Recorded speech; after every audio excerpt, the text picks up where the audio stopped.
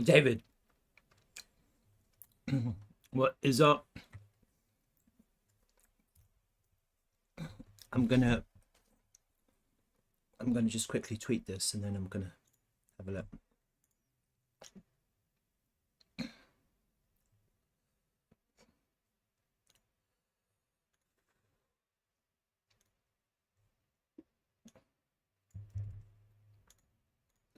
I hope it goes up today. Because I've just done a bullish I'm gonna do a really bullish tweet. People are gonna say that I'm Daniel.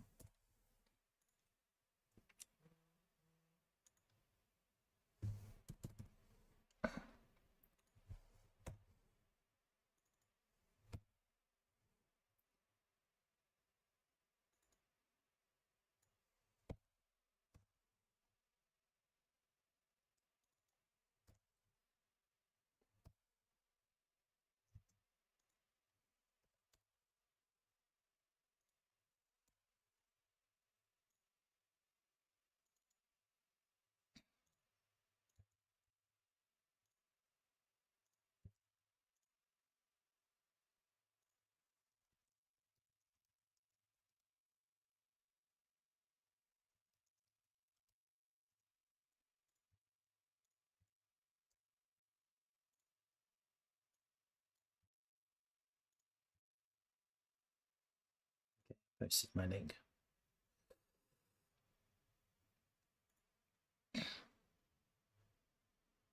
I better take profit then. Oh shit. All right, let's get into this. Oh god, Slerf, you're annoying. Oh, it's above this exhaustion level. That's good. Look, didn't see that.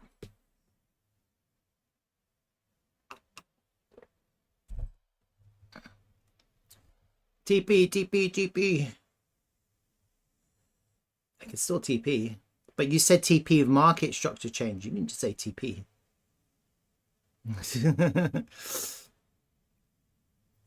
You said wait for market structure change. That's what I was waiting for.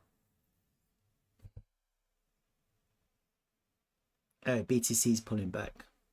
That's fine. Look, the main thing is that we're above this break line. Yeah. So we've broken that. We're above this exhaustion line. It did MS change. How? Higher. Where? Right. That's the higher high. It's looking for a higher low now.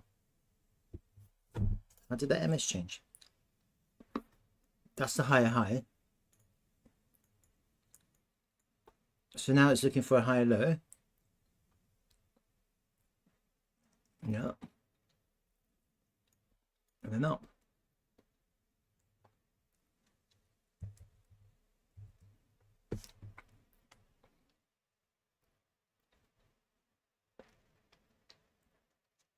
Anyway, let's just leave that for a second. Let me just go and have a look at DXY, because I think that's the big deal today, isn't it?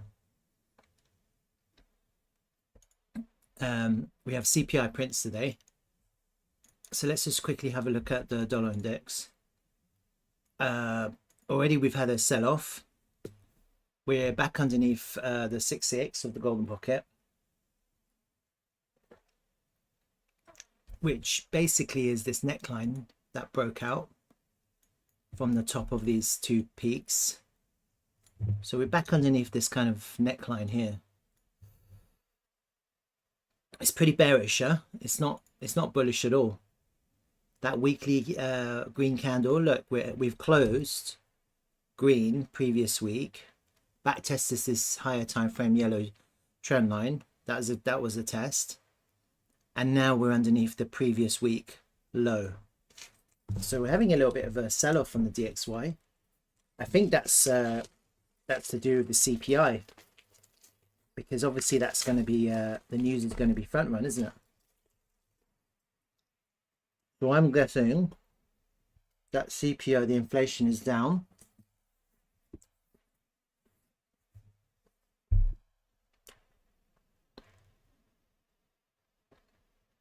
and we're going to have a rally today. That's my guess. This is being front run. Look,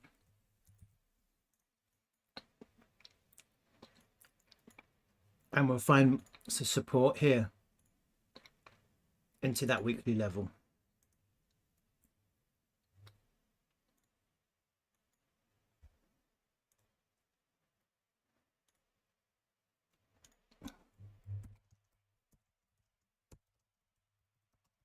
I'll put an alert. That could mean that Bitcoin finds some resistance. So let's see how that plays out. Bitcoin dominance up. This is good. So Bitcoin's about to run. Look at that. It's looking like it wants to run. Effectively, what you've had here is an inverse head and shoulders breakout, neckline test. That's the neckline. So we're having a little bit of a push up now on Bitcoin dominance. Maybe we can actually attack my my resistance soon. So that means Bitcoin's about to run. That's what I'm seeing right now. If BTC is falling, you know what that means. Exactly what we said. Bitcoin is about to run. I think Bitcoin's about to run. If BTC is really bleeding, like there's no tomorrow, still coming into support down here. BTCD is going up because Bitcoin's about to run. So what's happening is that altcoins are selling off into Bitcoin right now. Yeah, people are getting ready for the wave 5, the last wave. I think that's what's happening.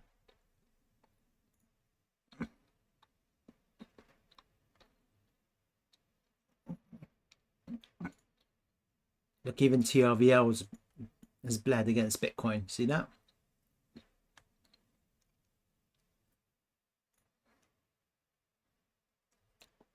Even Binance is bleeding against Bitcoin now.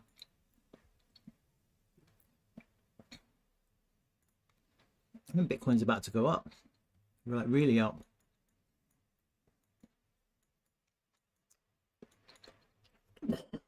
Excuse me.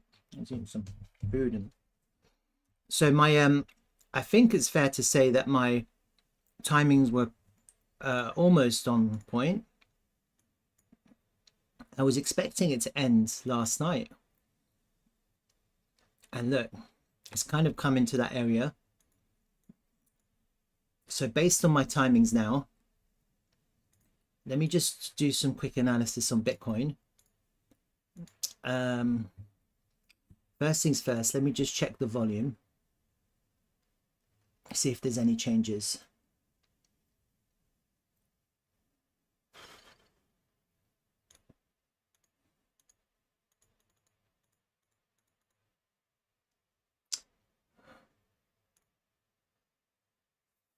I'll leave that one and I'll leave these two.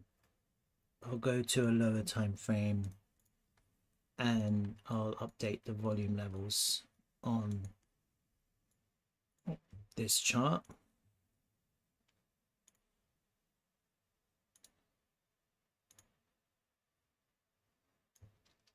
Value area low is slightly down. Point of control is where it is. Value area high is slightly lower. Let's try this range.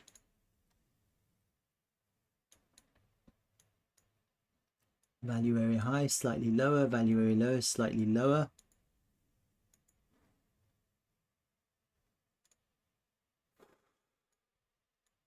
Let's do the bull market as well.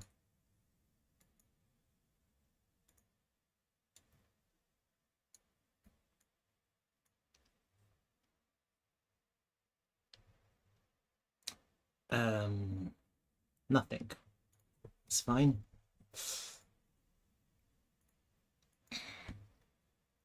Let's zoom in to medium time frame. Oh, getting a bit of lag.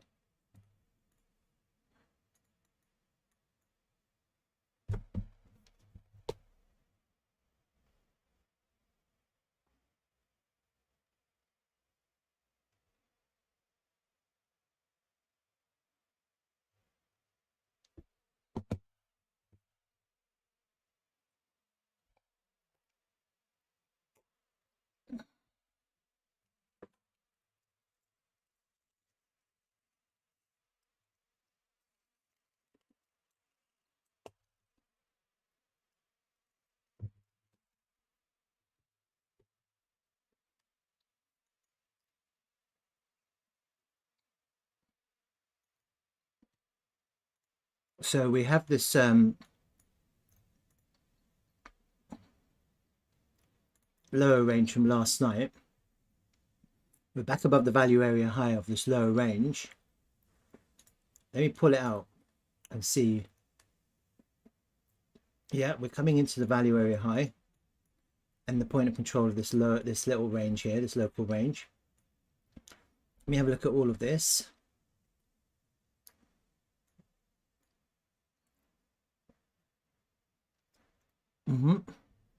Okay, and then we want to see this range here as well.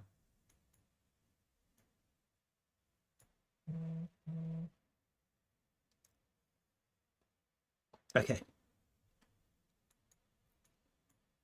let me have a look at the levels just to see if we have levels, what they look like.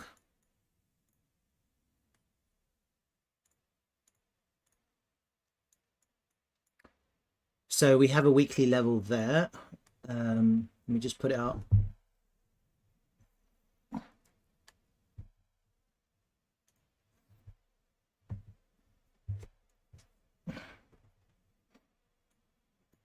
That's the previous weekly level, and that's the fresh weekly level. So we're already down. Okay. And we've come into that monthly level. Look, see that? That's the washed monthly, that's the washed weekly. Let me just mark it as washed so I know what it is. But I think there's a daily level there too. That's higher up. But we have a fresh daily level there. So let me pull that down to there. So there's a bit of resistance there still, huh? Higher up. At the high of this previous day, there's a little bit of resistance.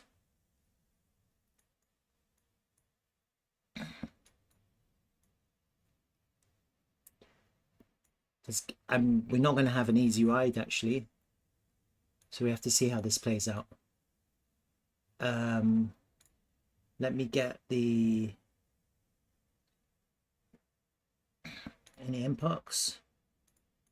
There's some MPOX there. Any single prints? There's some single prints here. And what else do we want? Is that fib?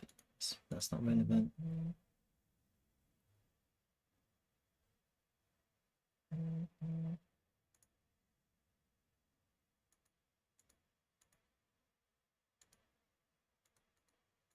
The lower range volume area.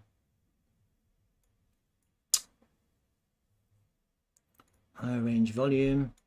Yeah. So our big resistance is actually going to be here. Look, the point of control. You've got a previous weekly level and a daily level pretty much at the same area. That's the Adam and Eve idea, David. So it's still in player, rounding bottom. But we're going to get resistance here, just here. Not too far above us, to be honest with you.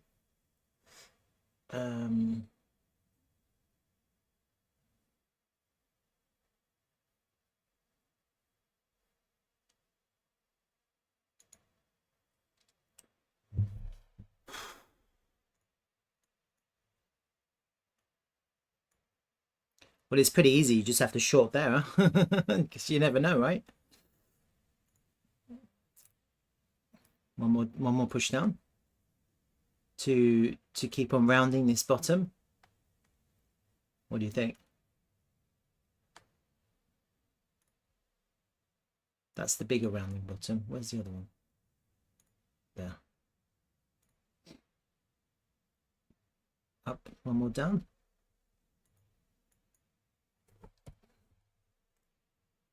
There.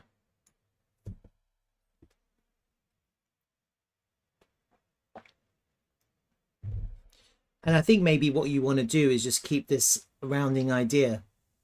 So you go up into resistance, people get bullish, price comes down again. And then how far could it go?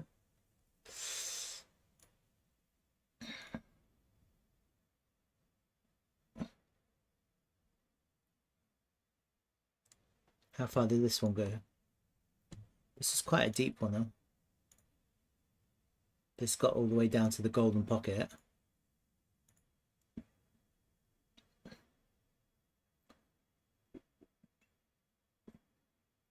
I don't think it'll be that deep. So this is kind of what I'm looking for. Up into this area for another push down like this, and then up. I mean, you never know. Could get that, but yeah, like that.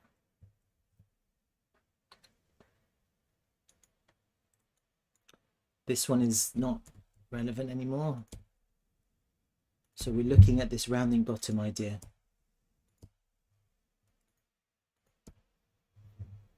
All right, we're back into the value area low. We've back tested it. That's a really good back test.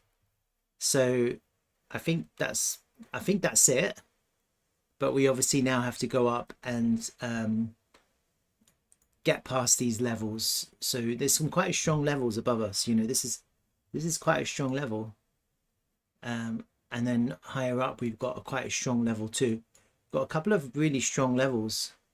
So I don't think it's going to be an easy run, to be honest with you. I think everything changes once we take that high, this high. That's a game changer. In everything that I'm seeing right now, I think that's the game changer, because that would be a higher high, and that would be a change of 4-hour time frame market structure to bullish. So at the moment, we're still trying to get there. That's the destination, and until we get there, it's going to be a little bit of a struggle. So it's not going to be an easy run. I think if we do get there, we might get a little bit of an explosion, to be honest with you.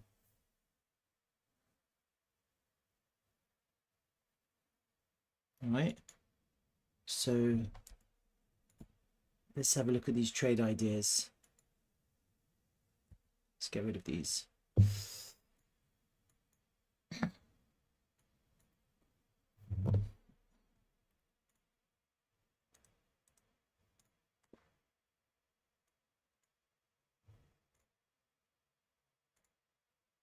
Basically this.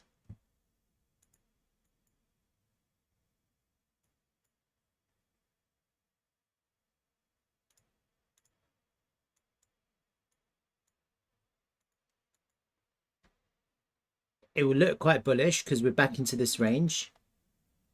But that's kind of where you want to short. Yeah.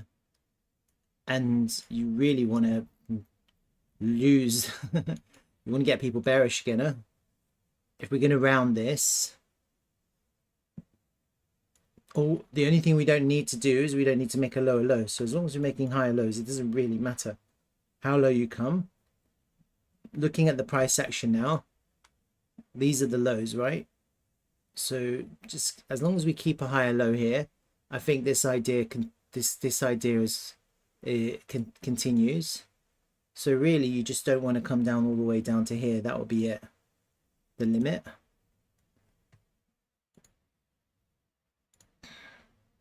Depending on how high we go.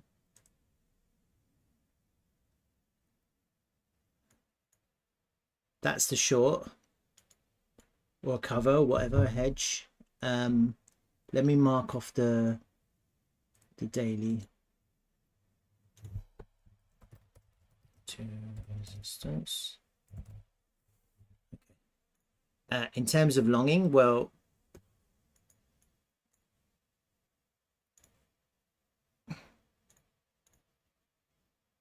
yeah, look, we're holding the value area. And actually, maybe that short is just back to the value area. Maybe if we go up, we just come back in like that. So longing here to there, that's fine.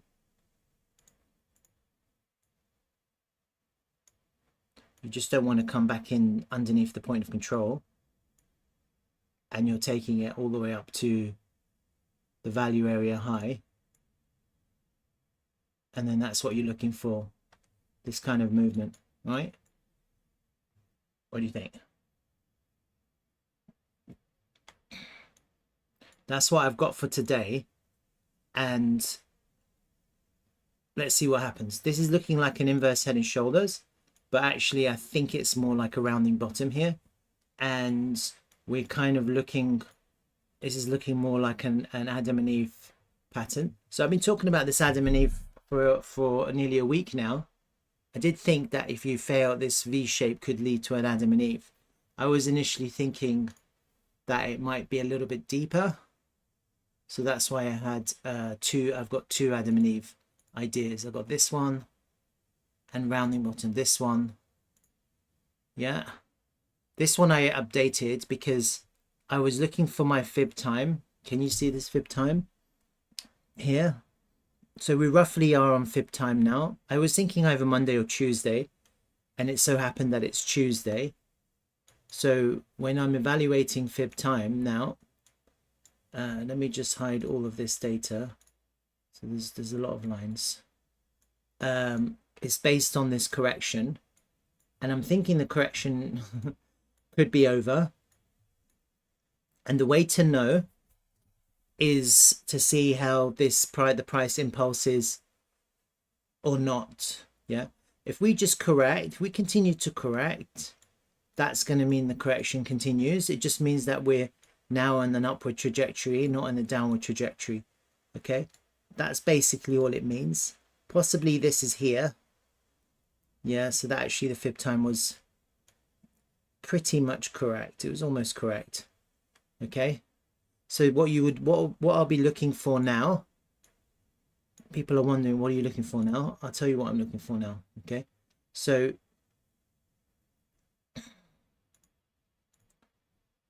we've been working on this together, which is the corrective move of Bitcoin. And you can see the symmetry between the timings of these waves. They're very symmetrical in terms of the time. They're basically all landing on some kind of fib ratio, either it's a whole number or it's a 618. Okay, this has come, we've finished this correction potentially, or come to finish this wave, this leg of this correction on time. And if we're looking for the correction to continue, you're looking for a WXY. Now, you see here, the W is the XY. You're looking for the same thing. Okay, so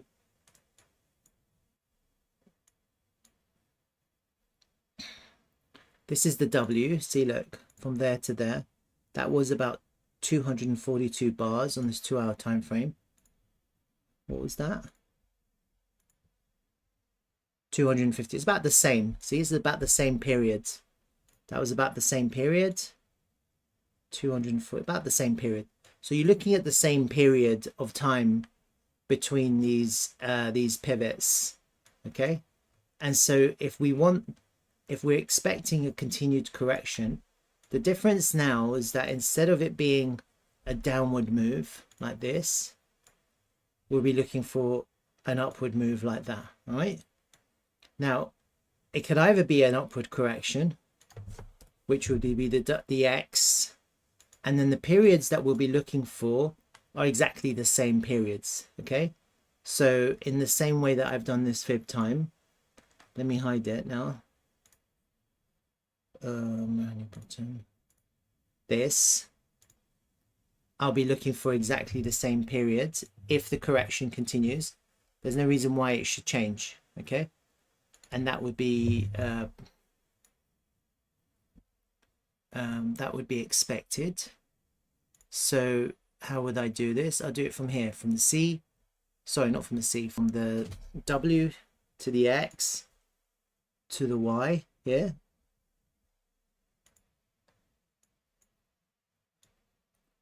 That,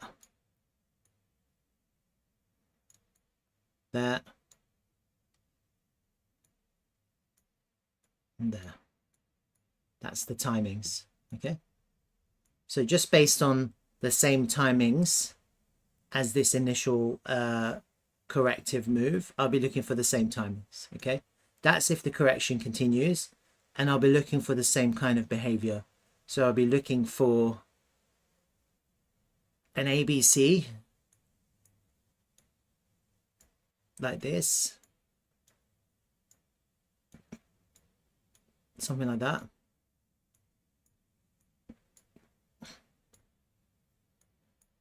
And exactly the same thing when you get to there, you'll be looking for like that, still zigzagging, and then exactly the same thing, something like that. Okay, now I don't know exactly where how far it's going to go. I'm just kind of imagining the timings right now and the movement, right? So I'm just contemplating the movement, and if we have a continued WXY, if this is the whole leg is the W, then this is the X and this is the Y. Okay, and you would expect it to follow the time. Okay, you wouldn't expect it to be different, because you're basically was saying correction continues. It's just that before we were looking for, before the waves were to the downside, and now we're looking for the waves to the upside. Doesn't mean you're not going to get down waves. So naturally, if you see any one of these waves, if you break it down, yeah, from here to here, it was like, you know, it was like this. So you're going to get up movement too, but the general direction will be down, and then here you'll get the up movement, the down movement too, but the general direction is up. Okay, and so naturally what you'll be looking for if the correction continues is the general direction to be up. So you're basically trying to end higher up. Okay, and you'll be looking for the higher wave, the X, the purple wave, not the red waves. The red waves will be in the intermediary waves, but actually we're looking for the direction of travel with the purple waves. Now, that's if correction continues. If it doesn't continue, then we're looking for an impulsive move, and that will be a 5-wave impulse to the upside, and then we'll be looking at higher numbers. It could go anywhere as far as 90k, 100k. No one really knows how far it will go. But that would require a 5-wave impulsive move to the upside. Okay, so the interesting thing about where we are now is that there's confluence between the bears and the bulls. The bulls want it to go up, and the bears want it to go up right now. The bears want it to go up because we're in this, potentially we're in this A section of this next corrective move, which is the beginning of this X, and we're beginning the W of the X. Yeah, so it's an upward correction, and the bulls want it to be a wave 1, and again the bulls want it to go up 2. Okay, so this is a really important area, and it's basically come on fib time. We've been making higher lows here, and we're forming some kind of rounding bottom here, which kind of marries to my idea of this Adam and Eve pattern forming here. Now, don't forget, all patterns have the capability of failing. Just because we're starting to see this rounding bottom followed after preluded by this V, Adam and Eve, doesn't mean this pattern can't fail. All right, I'm just a kind of disclaimer. Every pattern has the capability of failing, but that's kind of where we're at right now. Okay, so this is looking quite healthy. I think for people who are interested to know if and when the impulse will happen, we'll kind of know if the price can take out this pivot here. It's a really important pivot because that would signify a bullish market structure change on the 4-hour time frame. Once you change the bullish market structure to bullish on the medium time frame, then the target is the all-time high there. Okay, so the bulls have to do two things. They have to take out that pivot somehow, and then they have to pump the price to take out the all-time high. Okay, that's what you're looking for the bulls to do. Okay, that's what the bulls need to do. If they can't do that, then correction continues. And the reason why the bulls need to do that is because they need to put in a higher high after the bulls have lost the low, because the bears have managed to put in a lower low. Yeah, and so now the bulls have to put in a higher high. If the bulls can't put in a higher high, then this correction may go all the way up and still put in a lower high here. Yeah, and miss the high.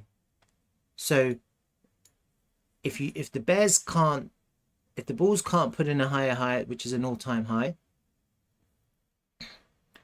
then the bears will continue this correction, put in a lower high there, and it may not even be there. You know, like, this is quite a bullish correction. You may end up with a really kind of flat mid part. No one really knows how this is going to play out, and you know, you may end up with something really kind of mediocre here. The timing should be correct though. Like, we are expecting, I think I am expecting the timings to be on point. Yeah, and we'll have to see how that works. The only way the timings won't be as I'm plotting out will be if we have a bullish impulse, because that will be different. The timings on a bullish impulse will be different. If the correction continues, we should be following this timing. I don't see why we wouldn't. But really, if you do have this kind of zigzag behavior, then you would really be looking for this to go all the way down like this. You know, you'd be looking for it to go all the way down like that. So the whole thing is one kind of symmetrical WXY zigzag, probably all the way down to 52, yeah, which is what people are aiming for. But this section of the correction is an up correction. Okay, but if we are still correcting, it won't necessarily be that bullish. It'll be quite flat. Yeah, so where we are now, it's at 62. We may, if we're lucky, get up to about 69 or 60 or 70 for a lower high. Yeah, I can't, you know, no one knows how this is going to play out. So we just have to see if we have an impulse or not. And the question is going to be how impulsive this impulsive is. That's the first question I have. The second question is, do we take out the all-time high? I think if you take out the all-time high, bullish market structure continues. The daily market structure is bullish. I think then you're going to see a big pump that will push the price up. This whole corrective idea is invalidated, and we're into our bullish impulsive wave, which will be the wave 5 of the wave 3, which is what we're counting at the moment. Okay, so we just have to see what happens. Okay, right now is a good time to long. Yeah, if anyone was wondering about should I long, now is a good time to long. It's a good time to long because bears and bulls are buying. Like both sets of people are buying right now. Yeah, no one is selling right now. Everyone is buying because the bears want it to go up and the bulls want it to go up. Yeah, the bears want it to go up, the bulls want it to go up. The bears are looking for an upward correction to continue this correction, and the bulls are looking for an upward impulse. Yeah, so right now I'd be very surprised if we'd be out of character to go down like that, because the timings don't support that idea. And if that was to happen, we're basically probably looking at some kind of black swan event. That would be the only thing that can take the price down like that. It would be a black swan right now in the context of the Elliott wave correction that we've experienced, and the point that we've come to, and the failed auction and the reclaiming of the value area low. Okay, so I think everything is saying buy. Yeah, I'm seeing that now. I don't know if we're going to get the impulse. That's all I don't know. I can't tell. Yeah, and I think I'll know better if we take out that pivot. That's really important. And then the other thing that I'm going to be doing for people who, if they're interested, is I'll be looking at the order flow to see what kind of what kind of orders coming. Right now, this is looking quite bullish. Look, market order, long market orders. We're getting market orders, increasing OI, increasing prices. This is bullish. This whole price action here, you see the price is going up, the OI is going up. That's what you want to see. You want to see people market buying on increasing open interest. That's bullish. This is bullish order flow. If anyone was wondering, this is bullish. Yeah, you got the price going up because people are market buying to push the price up. This is very bullish, and as long as this continues, it should go up further. That's what I'd be expecting. I'm in a long position on Slerf. I'm in a long position on Bitcoin. Yeah, and I'll be looking to buy my altcoins. Okay, so this is really exciting. Maybe the correction is over. Maybe the bullish impulse begins. If it doesn't mean we're not gonna, like, I mean, people have to understand I'm still expecting waves. Yeah, so I am still expecting the price to find resistance, and I am still expecting the price to go in waves. I'm not expecting the price to go up in a straight line. Okay, so just because it's bullish, it doesn't mean we're going up in a rocket. The time that could happen is in price discovery. The only time that we can potentially go up in straight lines is price discovery. Up until that point, I wouldn't expect it. I think it wouldn't make sense. I think until that point, I'd be expecting the price to not go up in straight lines. So even if I've drawn straight lines, I don't mean straight lines. It will still go up in waves. It will still find resistance, come back down, find support, etc. Right? So that's kind of the situation of Bitcoin. I think this is it. Yeah, I think everything is telling me that this is it. This is the low. This whole thing is the low, and let's just see what happens. Let me put a group of drawings. Bullish continuation. Put that in there. Then we have our correctives.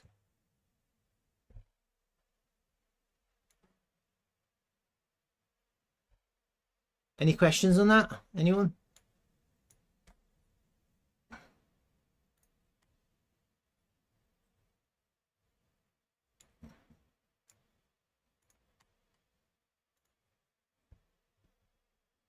Okay, no questions. So my current trade plan is that I'm in a long, but I will be looking to short or cover, whichever one I feel like.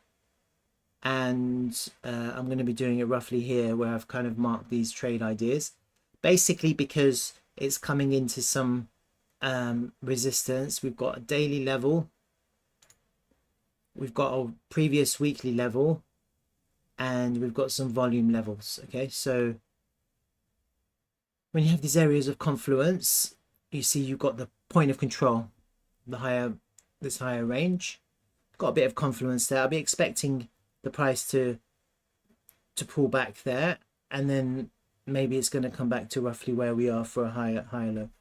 Hi J Forays here. CPI is coming out today, New York time. CPI.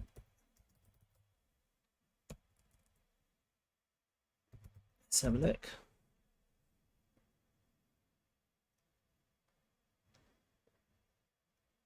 I don't know. I think it's coming out in the afternoon, huh?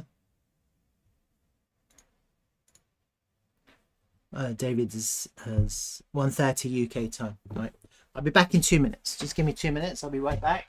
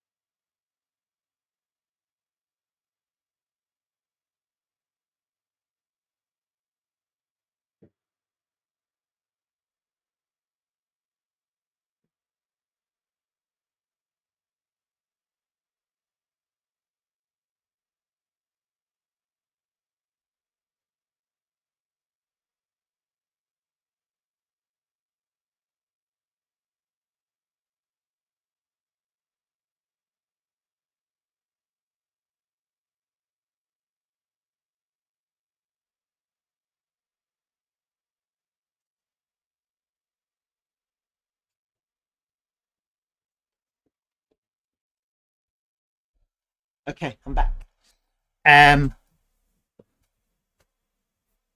BTC is pumping. Oh, look at that. That's good news. Slerf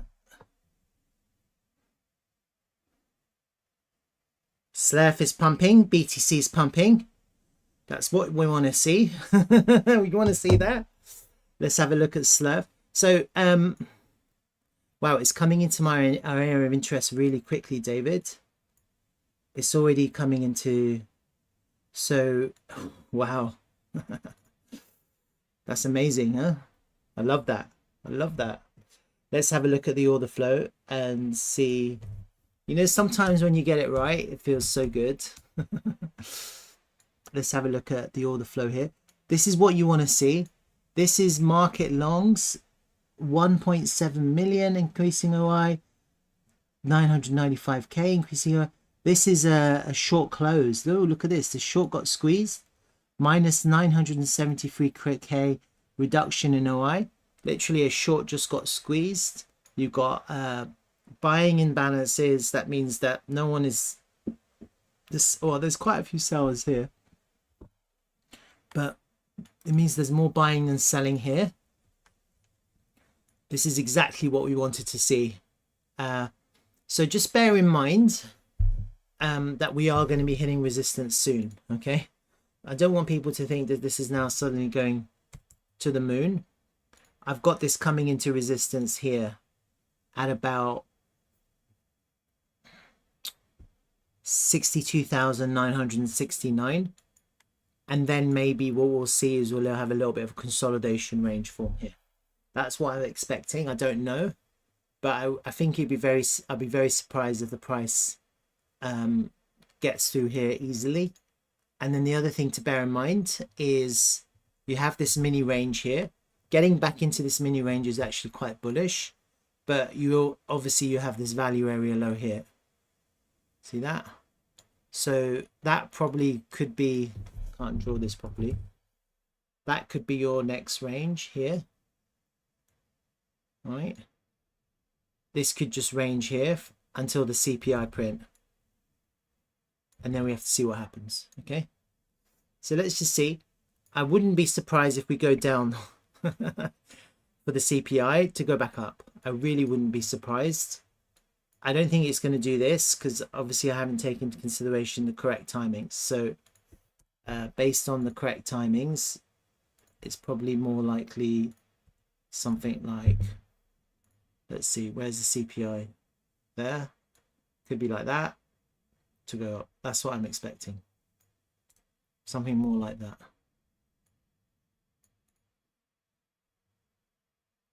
So I'm really not expecting down today. But I wouldn't be surprised if we find some kind of consolidate now until the CPI.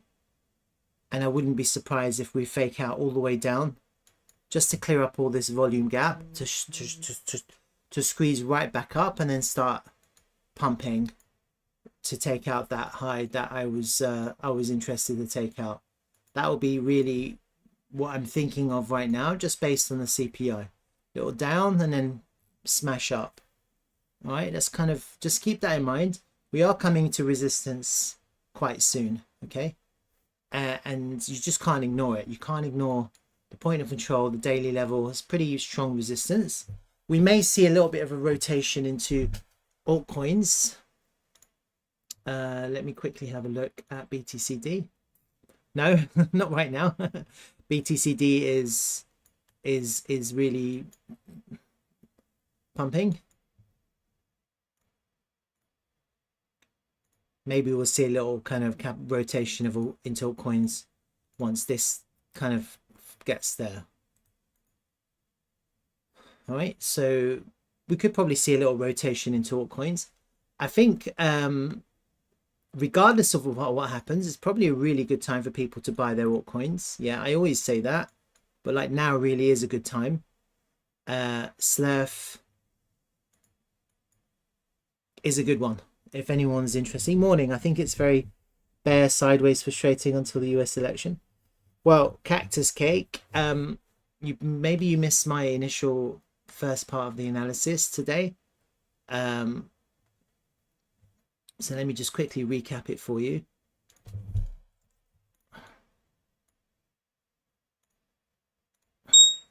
There you go, that's a short. I've got my signal. Are you going to rewatch? No, I can recap. It's not a big deal. Basically what I've been saying is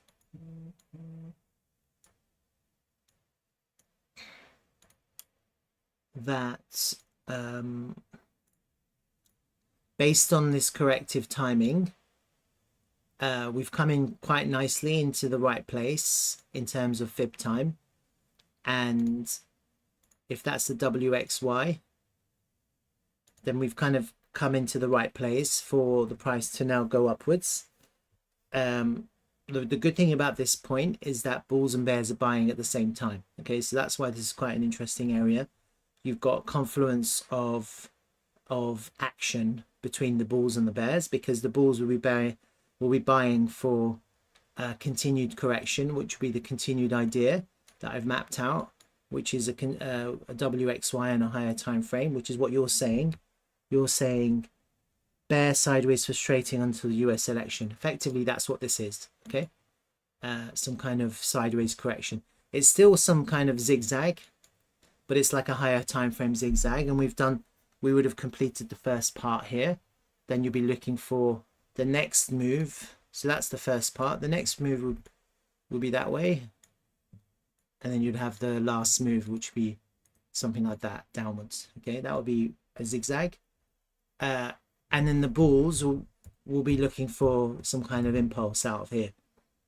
Because the bulls will be thinking to themselves, correction over, let's buy. And so the question now is, how do we come out of here? Do we impulse out of here, or do we ABC out of here? Okay, if we impulse, that I think the timings are going to be different to an ABC, because in ABC I think the timings are just going to correlate with what we've already experienced. I don't see any reason why the correction timing should change if the correction continues. Yeah, it'll probably just continue like this on time, and it'll do ABCs, ABCs, ABCs, ABCs until it completes the higher time frame X of the WXY. Okay, that would basically correspond to your idea, which is a prolonged corrective price action through to the US election. This is taking us roughly to about the end of September, beginning of October. Okay, over I think the election's in November, isn't it? So I don't know. Okay. That being said, if we impulse now, there's nothing you or I or anyone can do for that. Yeah. And the only way to know is if we count 5 waves and 5 impulsive waves, and actually you'd want to take out the all-time high and continue. So no one really knows whether we're going to have a final wave now, which is an impulsive wave, or we're going to continue this correction. If we do continue this correction, then you'd pretty much expect it to mimic the first part of the correction, right? Because the idea is WXY. It's a combination of WXYs, which is a combination of ABCs. Yeah, so you would expect the timings and everything to be in tune with the first part. And so that's how we're going to know. Yeah, so we just have to follow this now and see how this plays out. I think it's possible, and this is what we have to be aware, keep an eye on. So I mentioned this earlier. I'll just kind of mention it again. I think it's really important now to see if the bulls turn out or not. Okay, so the first thing that I want to see is if they can take out this high, which I think is likely. That will be a 4-hour time frame market structure change to bullish. Okay, if this 4-hour now is bullish, so lower low, higher high, higher low, higher high, if this now becomes bullish, then we should expect a pylon for continuation. Yeah, that's what you expect. Flip that level into support, bulls will come in, turn up and force, higher low, and push the price up. That's what you want to see, right? So that's the first thing I'm looking for, taking out that pivot and to see what the reaction is, to see if the bulls pile on or not. That would also compound with a short squeeze, yeah, because obviously there's a shit ton of shorts in this range. The minute you have a 4-hour time frame bullish market structure confirmed, I wouldn't be surprised if some big shorts close, yeah, because that will be their signal to close. And also what you can see here is a bullish pattern forming, and Adam and Eve is a V shape with a rounding bottom. Okay, so I've kind of I've hinted that there might be a rounding bottom forming here, so I've been kind of like keeping an eye on it. I had 2 ideas. I had a wider one, and I updated that with a more realistic one. So that was the more realistic one, and then I was looking at something earlier on in the week, a bigger one. Okay, we still might go down to make a higher low, so I don't know. Yeah, I'm not saying we're going to go up. That's an Adam and Eve pattern. If we break that, then you'll have a measured move will take us roughly to these highs here, roughly. Okay, the question for the bulls will be,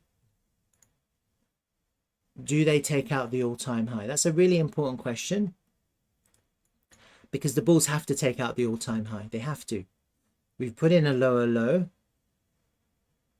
The bulls have to put in a higher high. Okay, and that's really going to be the next question. If the bulls put in a higher high, yeah, I don't see any reason why we continue this corrective move. I think what will happen is potentially you'll get a bigger impulse to the upside, because then you're putting in a higher high. After you put in a lower low, it's basically the same as this. That was your lower low. See that? And the bulls were able to take it all the way up to a higher high. Little back test. And look what happened. Expansion. Okay.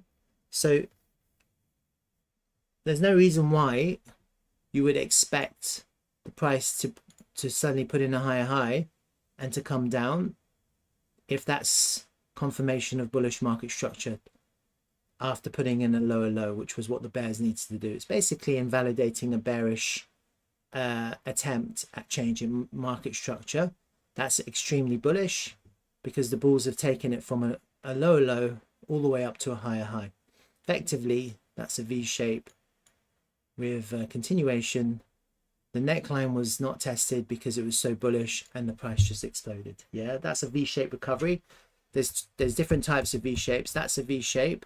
Usually you would expect the price to go up, come back down to go up, but here it was so bullish that the price wasn't able to come back down. Okay, so we have to keep an eye on these things that I'm highlighting. Do we take out the 4-hour high here to put in a higher high here? Do we get an impulse to push us to the all-time high? And then do we flip the all-time high for some kind of support for continuation? It's a very different situation here to here, because here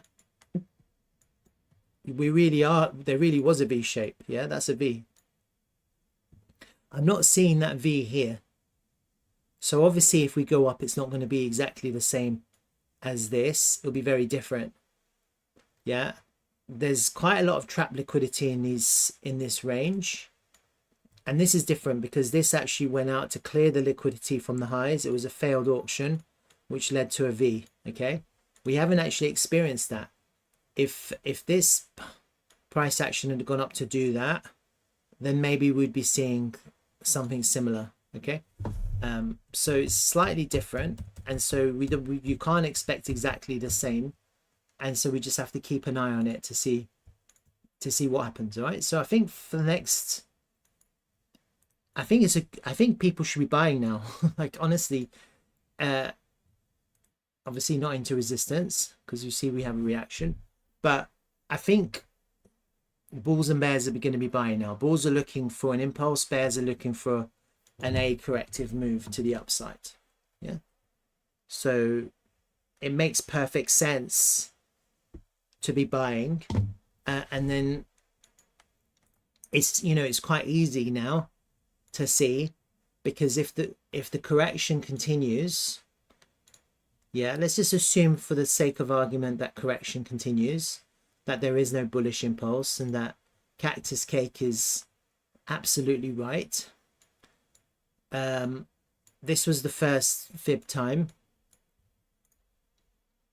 Let me pull it up. Yeah, WXY. So I think the next W is going to be in and around the 4th of June. All right. So from here, from where we are now, 15th of May to the 4th of June, I'll be expecting the general direction of traffic to be up. I think it'll be better to buy. Yeah. Then when we get into this next corrective, it will either go sideways or it will be a sell. But remember, look, this sideways correction was a buy. But look how crazy it went. It went up and then it went down and it went up. So you could have exactly the same behavior. It might be a sell, but it could be like this. No one really knows how this is going to play out. If it mimics that, this is a buy, but look, it went all the way down. It's not easy. And naturally, what I'll be looking for is to count the lows to the highs to the lows. That will be my A, B, C. I'll still be expecting that to continue. So I'll be starting off from this low here, not from this one here. I'll be starting it from here because that's on fib time. I'll be looking to see where we end. Maybe by the 4th of June, if we don't impulse, then I would be saying, Cactus Cake, you're right. Correction continues. Yeah. So we have plenty of time to know. If there's going to be an impulse, we'll know. Yeah. Before the 4th of June, we're not going to be within the range. If we impulse out of this by the 4th of June, we're going to be in price discovery. So that's going to be how we know whether we're still in the range by the 4th of June, yeah, or whether we're in price discovery. Because if we have an impulse now, we're going to be impulsing, yeah, we're going to be really going up really fast, right? So that's how we're going to know. And then when that happens,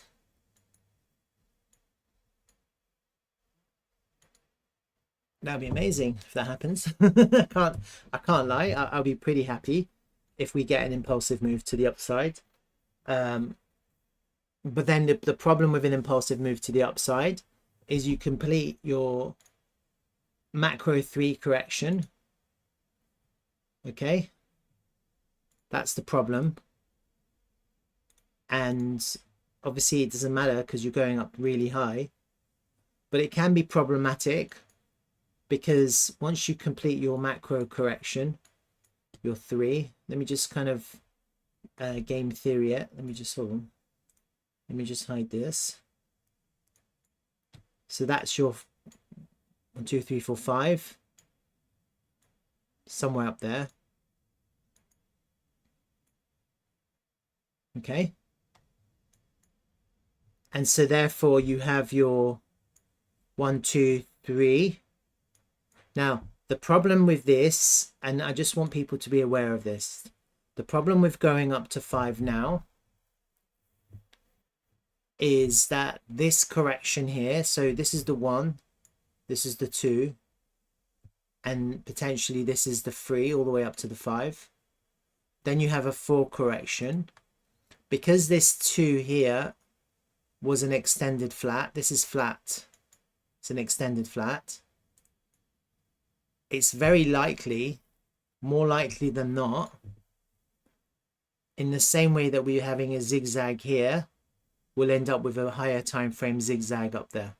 Yeah, you end up there up at 5 somewhere in June, and then you end up with a higher time frame zigzag. Yeah, and not to alarm people, but the top of 1 was here at about 32K, and when you complete your 3, the 4 correction can come all the way down to the top of 1 without invalidating the Elliott wave count.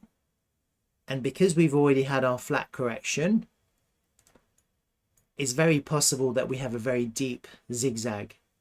So we've had a deep zigzag here, even though people think it was flat, it wasn't flat. This is a deep zigzag.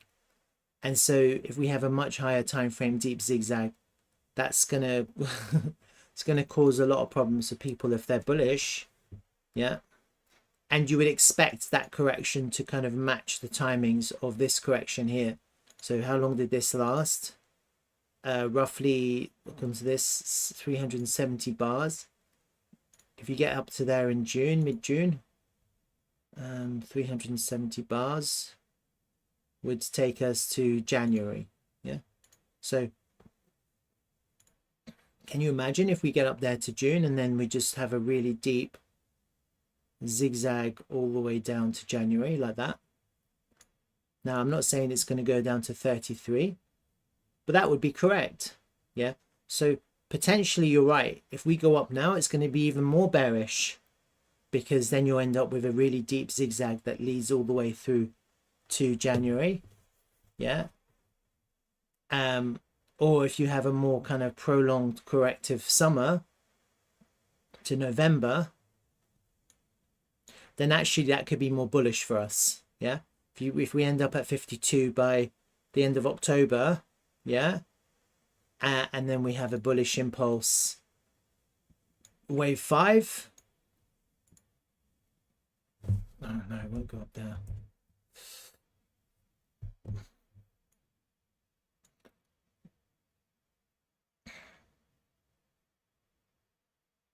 That'll be a zigzag. Maybe it'll be a short zigzag for continuation in price discovery. I don't know. So it's just like different ideas that I'm thinking about. But I think in the short term, we just let's see what happens in the next few weeks, right? That's kind of where I'm at now. Whether we have a continued correction or whether we have in impulse. We just have to see.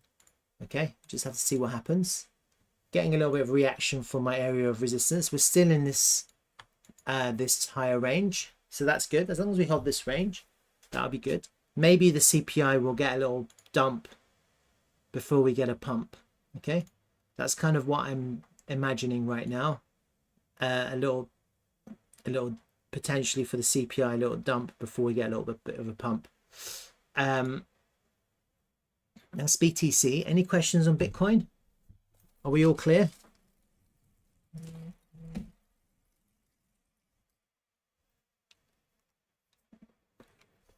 All right.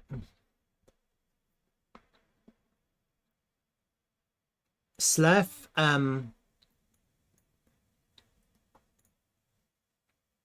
is looking really good. Okay. Had a little bit of a scare yesterday. I didn't close my position. I just kept on longing. Simply because, I'll tell you why. Oh God, Pepe. All right. We didn't actually put in a lower low.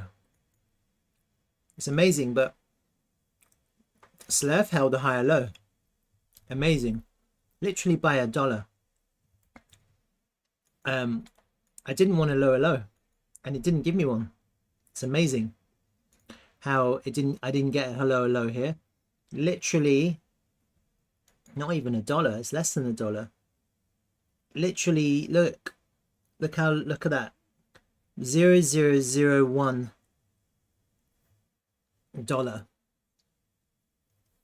25 cents. So it's like 100th of a cent. It got within 100th of a cent of putting a lower low, and it didn't put a lower low. It put in a higher low. And effectively very similar to Bitcoin. Actually, I don't know if you guys can see it. What I'm seeing on Slerf is a Adam and Eve pattern. It's very similar to Bitcoin. This is your Eve, and you still have that neckline to break. You still have to go up, break that neckline to go up. It could invalidate, like no one really knows. Patterns can always break. I'm not saying that this pattern is going to complete. What I saw yesterday was really large amount of volume in the lows, so actually I was just longing. I kept on longing, so I've got an open position now on Slerf. I've set it to break even, and I'm expecting continuation. I like that we've broken this intermediary steeper trend line. Yeah, I think that was expected, because the way the price moves down quickly, the price can easily go up quickly as well. And we've had a rejection from lower prices here. That's what it looks like. So this is looking very healthy now. I really like this price action. I think Slerf is looking really strong. And I've always said, ever since I discovered it, that Slerf seems to be slightly leading Bitcoin by about 30 minutes or so. So if you suddenly see Slerf show weakness, short Bitcoin. If you see Slerf show strength, you can long Bitcoin. And without even thinking about it, you'll probably make money. Probably. Let me just quickly have a little analysis on Slerf. These pivots here led to this trend line, which is held. Yeah, so that's quite a nice hold. Tested twice, once, twice, but that's a hold. And this new trend line that was formed with this initial pivot here, from this pivot here, that's a hold too. So you had quite a good confluence for the price to hold there. And what was really interesting is you have this daily level, which wasn't actually hit. It was missed by probably a very small amount. Let me have a look. Where is my higher time frame levels? There, you see. So there was support just underneath this pivot. It was the daily level, and we basically front run the daily level with this price action. That's quite bullish. It just means that there's quite a lot of demand and not enough supply to push the price down. So I'm actually happy about the way this is played out. Looking at the overall price action, just to kind of explain it a little bit so people understand what's happening. Let me just hide that. I've been kind of messing about with Elliott waves just to see.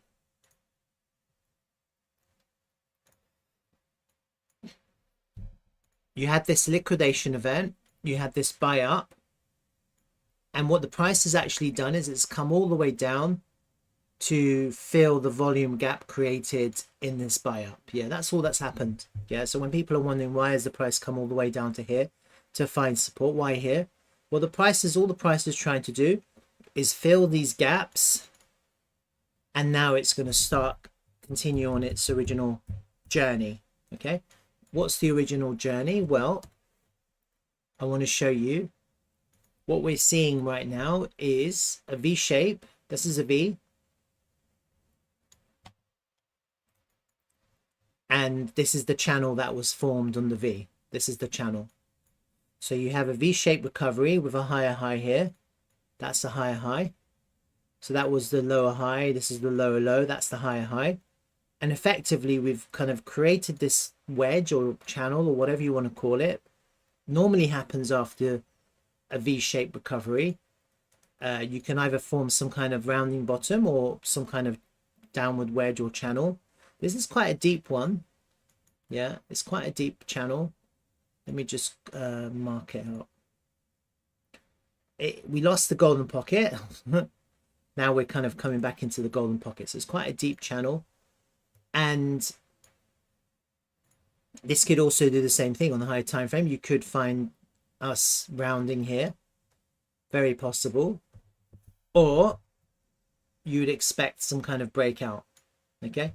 That's what I'm looking for, one of the two. I'm thinking that this is it. I'm thinking that the low is in.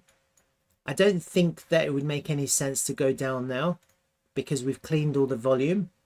This is a massive liquidation event. So that's basically this price action is a test of this low. Yeah. And the fact that we've held the higher low, the fact that we're held the daily level without even touching it, it just indicates to me that potentially we've now created the bottom, we've formed the bottom. That's what I'm seeing right now. And unless something changes, I'm going based on that idea. What I want to see next with Slerf, and of course this is going to correspond to the way Bitcoin behaves, is I want to see Slerf break this outer trend line. Okay, it's really important to break this outer trend line. I'm taking it from the pivot highs all on the outside of the price action. Cactus is asking me something. I'll come to your question in a second. I want to break this. Okay, we need to break this, and we need some kind of back test, find support, and then we need to continue. Yeah, we need to continue by taking out the high that we put in. This is what I want to see now on the Slerf. Naturally, this is looking like an Adam and Eve right now here as well. But if you don't break the neckline, then you're no longer in an Adam and Eve, you're in something else, you know? And so that's what I was saying. Patterns, just because they look good, doesn't mean that they're going to complete. But breaking this outer trend line is really important. So I just want to see that to happen next. And I think you've got arbitrary resistance lines. I think most of those will break very easily. But they still need to be flipped. All these daily levels need to be flipped. Okay. So right now you can see where the price is. We're above this daily level, and we're trying to flip it into support. We lost it here. You see, we held it, but we were losing it, and lost it, and then the price dropped. And now we're back above it. We're trying to flip it into support. Support holds. We have to get back above the point of control. Let's go up. Okay. That's what you want to see. And what you don't want to see is to lose. It might happen. Yeah. Just because you don't want to see it doesn't mean it can't happen. We could easily go down here to fill this volume gap for continuation. It's very possible, yeah. And in the same way that Bitcoin has done that, you could end up with the same idea. You could end up with this kind of rounding bottom here, just to fill that gap. You'll look bearish again. People will start shorting again, but actually all it's doing is forming a higher low for the price to go up. So Gary is saying listening in about 15 minutes. So just be aware of that. I think it's good right now. So I'm not like thinking it's going down. Let's see what the CPI print does. That could make things a little bit volatile. I'm not expecting down, but you know, you never know. We might get just like down and up. You know, it's always possible. I think Slerf is looking really good. On the higher time frame, and I'm just focusing on the higher time frame. I want to see this outer trend line broken, and obviously I want to see a really good weekly candle print, a really bullish weekly candle print. Okay, so that's the two things I'm looking for now. Is let me just hide these lines. Right, so that at the moment the weekly candle is looking like a doji, but I mean I wouldn't mind if we have like a real nice big green candle that closes up higher to like 30, higher as possible really. I think if we got a weekly candle closing at about 33 cents, that would be amazing. Imagine if we could go up all the way up to 41 cents by the end of the week. That would be an incredible recovery, yeah. And if people are thinking about where's the next level of support, where's the next level of resistance, well, there's lots of levels. Every one of these daily levels is a level of support and resistance. This one should be here, and this one should be here. Okay, so these blue lines, they're all support and resistance lines. So they're resistance until they become support. And then you've got the weekly level, which is the strongest level at the moment. And then you've got higher up, you've got some higher levels. You've also got support levels. So today's candle is potentially green, potentially. If it closes green, then you'll have a fresh daily level there, which will act as support. So, and then if you look at the volume levels that I've marked off, you can clearly see that we've got the range point of control and this weekly level at the same place. And then if I put my fib back on, which one is it?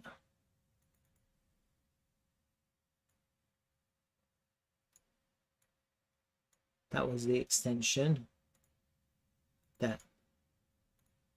If I put my fib back on, you'll see that there's a major fib level as well, the 382. So I don't necessarily think the price is just going to go up there, but just bear in mind that about 41 cents, there's major resistance. Yeah, so I don't really care how it goes up there, but if we do end up there in the next couple of weeks, that's your major resistance. Yeah, that's going to be big resistance. And in intermediary resistance is going to be this fib level here, this 236, which is also corresponding to a daily level. Okay, you've got some other kind of intermediary levels like this daily level here, and so when I put my trend line back in and go to a lower time frame and see how it looks, that's that trend line which is broken. I'll put all these trend lines together actually because they're all quite good.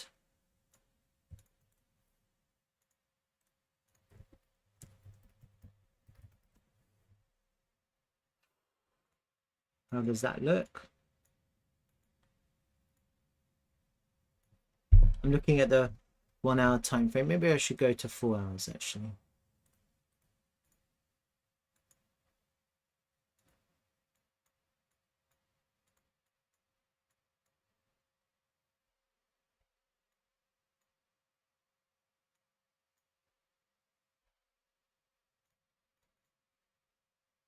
Yeah, I've got this speed fan as well. Let me just pull that up because That probably will offer a bit of resistance as we come into the underside of it for the second time.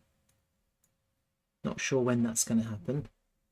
Have to keep an eye on those speed fans. They're very speed fans are lethal. Where's the other one? I had another one as well.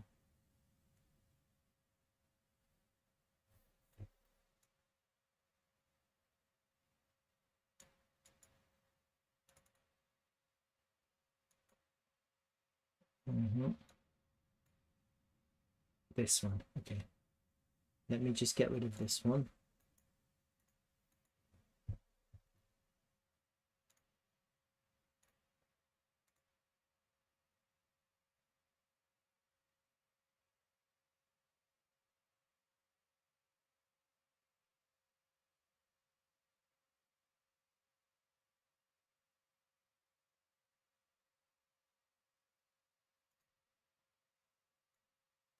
You keep a track of this one as well. So from that pivot all the way down to this first pivot, this pivot low. And keep a track of that speed fan as well. And I would expect the price to find resistance on every one of these fan lines, with the biggest one being the 618. Okay, so obviously you're looking for confluence. So when if you see that the price comes into one of these speed fans and it corresponds with another horizontal level, then you can be sure that there's going to be a little bit of resistance there. Let me see this one. That's that one. That's on this pivot to that high. And this one. This is from the all the way up the highs. Okay. So let me just put these together.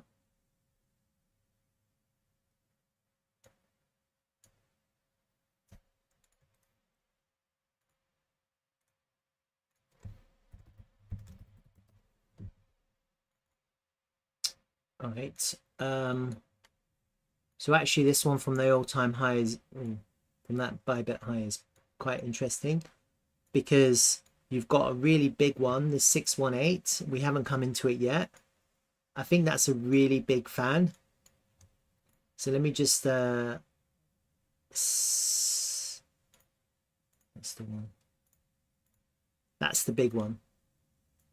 And you can see that this one and this one all reacted. Well, this one definitely reacted. I'm not sure about that one. So I would expect the 618 to react. Where's the trend lines?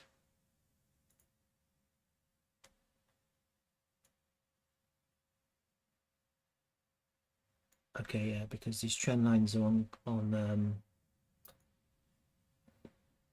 the trend lines are on log. That's why they don't line up. Let's see.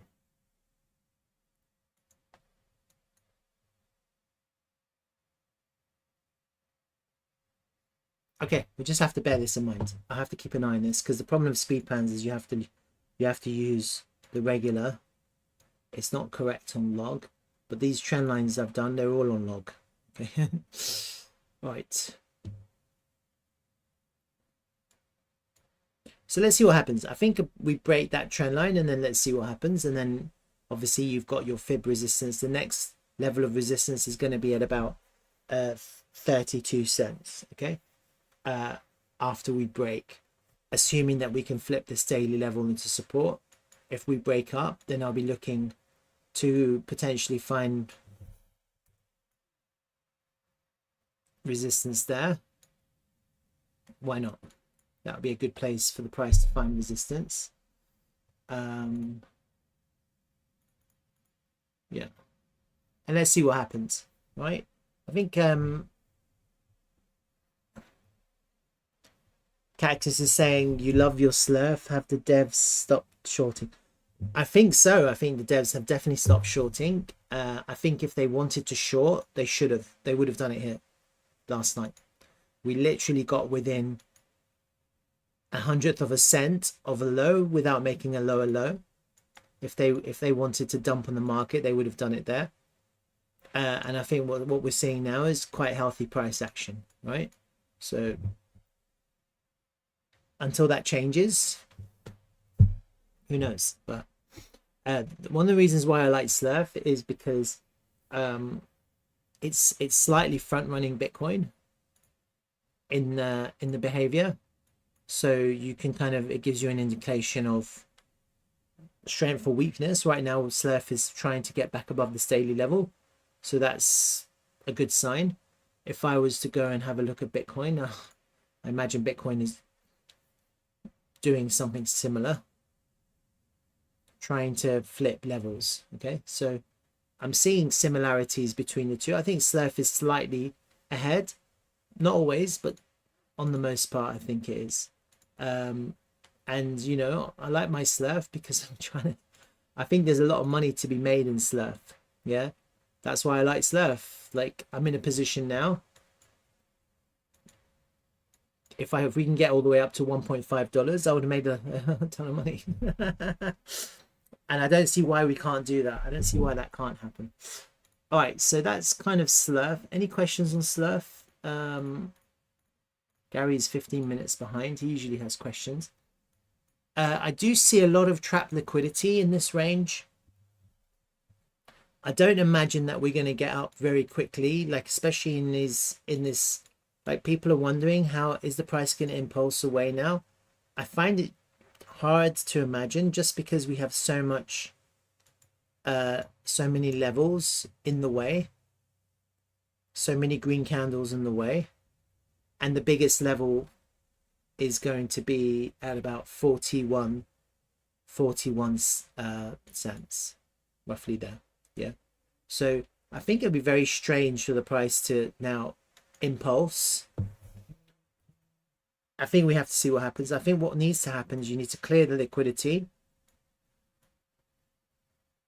find support, and then maybe you can impulse. But even so, you're still coming into resistance. You still got resistance. Yeah, right now, looking at the price action, we really need to get into the top part of the range, and even then we have resistance. We have resistance there, and then you've got your fib levels, and maybe you've got your value area high. So when it comes to Slerf, I'm still struggling to see how we impulse, and it's still probably better for people to trade the range. Yeah, so we're at the bottom of the range, trade it all the way to the top of the range, and then trade it back down to the bottom of the range. Yeah, if this is some sort of Elliott wave, and we've done wave one there, and now we've had like an ABC, a zigzag, a deep zigzag to correct to, then really what you want to see now is an impulsive wave 3. Yeah, it has to be impulsive, and it has to be in 5 waves.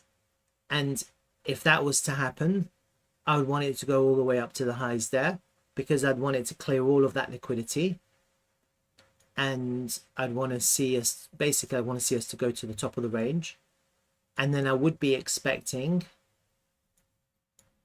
wave 1 to complete. If that's the whole thing, if that's wave 1, then I would be expecting again some kind of deep correction to come all the way back down. So for all intents purposes, what I'm saying is we should still be ranging, assuming that this whole thing is the range. Yeah, from range high, and I'm using the Bybit perpetual chart.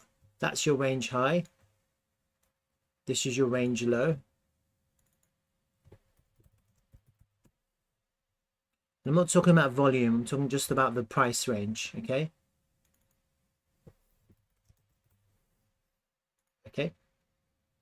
and that's assuming we impulse. I don't necessarily think the impulse is going to take us beyond the range high. I wouldn't mind taking the high out, because that would be a higher high, and then you'd be looking for a higher low to go right back up. And so I don't think people should be expecting now the price to pump to the moon. I think if we can get the price back up to the range high, that'll be a massive achievement. Okay, massive, because then you've cleared all of that trap liquidity in this whole move, in this whole down move. So everyone's free, and that would require volume to do that. Then we can have our correction, and then we can actually really get out of here. And the party begins once we can flip basically the range high into support. That's when the party really begins, because then you're in price discovery. So it's going to require a little bit of work to get there, and people don't be naive to think that somehow the price can pump. It simply can't. I know a lot of people are trapped at higher prices, yeah, and that has to be untrapped. People have to be untrapped, right? Excuse me. You've got these volume levels, the range, point of control. Let me just update it to see if there's any changes. I don't think there is. No. So that's going to be massive resistance there, like I said, at about 41 cents. Then you're going to have big resistance up there at about 60 cents. If you can get above there, then you're going to basically clear up all the liquidity up in the highs. It'd be nice to go and put in a higher high, but I think you would need an impulse to do that. Otherwise, potentially, there is no wave one here. This is all rubbish. This is all made up. And we're just basically in an accumulation range. There's no waves. It's just all corrective. The whole thing is corrective, yeah? And so if that happens,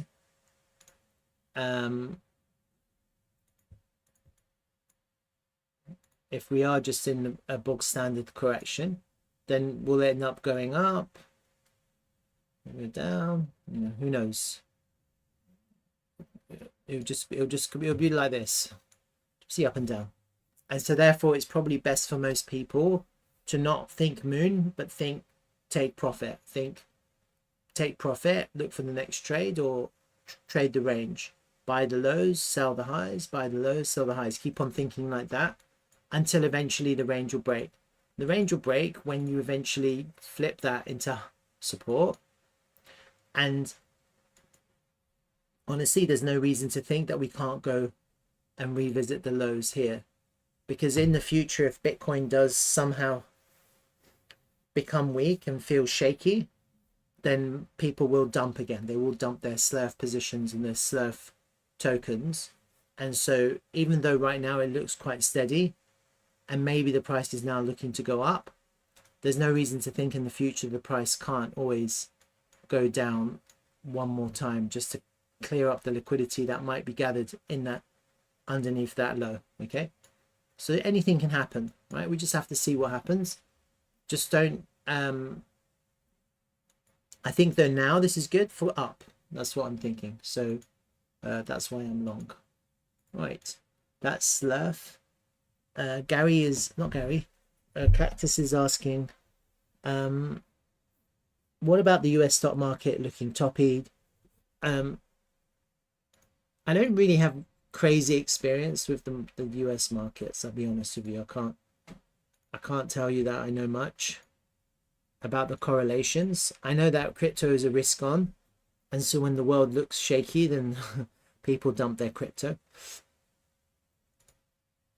The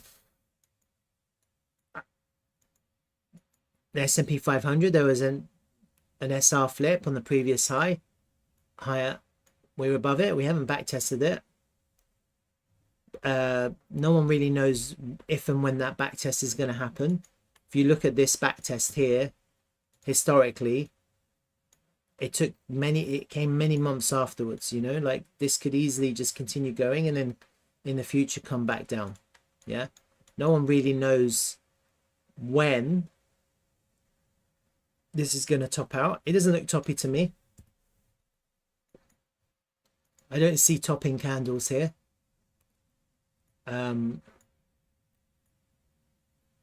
Looking at the previous topping candles, you can see wicks. I can't see wicks here.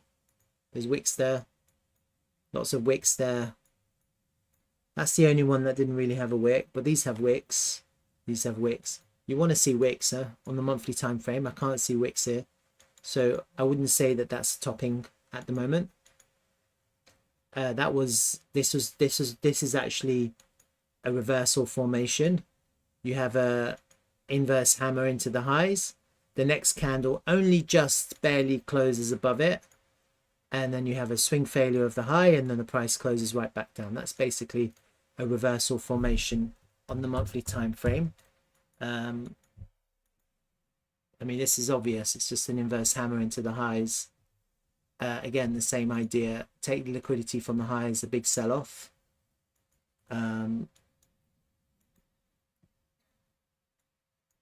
This is like a rounding top. See that? That's a rounding top. So I don't really see that right now. Okay. And the S&P 500 moves very slowly, doesn't it? So it might take some time to form.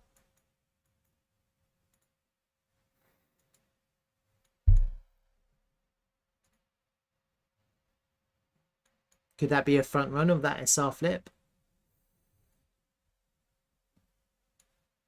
If you look at the 6-month time frame, we've only just broken out past that previous high. This is the beginning, it's not the end. I wouldn't think that this is the topping. This is the top. Yeah. If you look at the last time a previous high was cleared here, look how far it went. To be fair, this was different because you have a historic, like a higher time frame kind of range, effectively. That's a multi-year range. This isn't a multi-year range. This is 1, 2, 3. It's like a 2-year. It's like a 2-year range. It is multi-year. This is it's a very different situation, obviously, because this is like a decade or so. I like to think that this is continuing. To me, it looks like it's continuing and not topping. So, yeah, you just have to monitor it and see what happens. In the yearly time frame, you've got look. You see these yearly candles? That's basically potentially that's a reversal pattern, potentially, but look, we've got continuation. We're nowhere near a reversal here. Yeah. And usually what's interesting about May is all of the big like traders and stuff, they close their positions and they go away for the summer. It's not happened. This year is a special year. Yeah, it's like for some reason the election year, it just doesn't happen. People in May buy on the election year. The summer period you don't see the sell-off that you usually get during the same period in previous years. Either a sell-off or I remember the Bitcoin market. When was that? There, you see May? It's all that selling. That's when Bitcoin was from April onwards. It was kind of front run, and that's when Bitcoin crashed. But the previous May, which was the COVID May, the prices were just going up. And here, look, in May, the prices are going up. I don't know. I don't think it's going down. I don't know. So I'm just doing some simple analysis. So I don't know if that answers your question. Looking at Bitcoin dominance, I am eyeing up that really interesting area up there. I'd like to see that happen. All right, any questions? Otherwise, I'm gonna go on Slerf.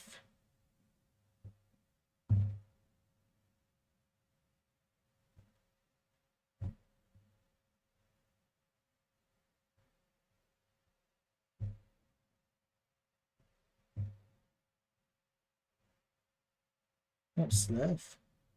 TRVL. So we've had a bit of bullish price action on TRVL. When I was talking about TRVL yesterday and the day before, I was talking about this daily level, and you can see what's happened. So the price came down and it found a reaction here off that daily level. That was a really good reaction. It's a strong reaction.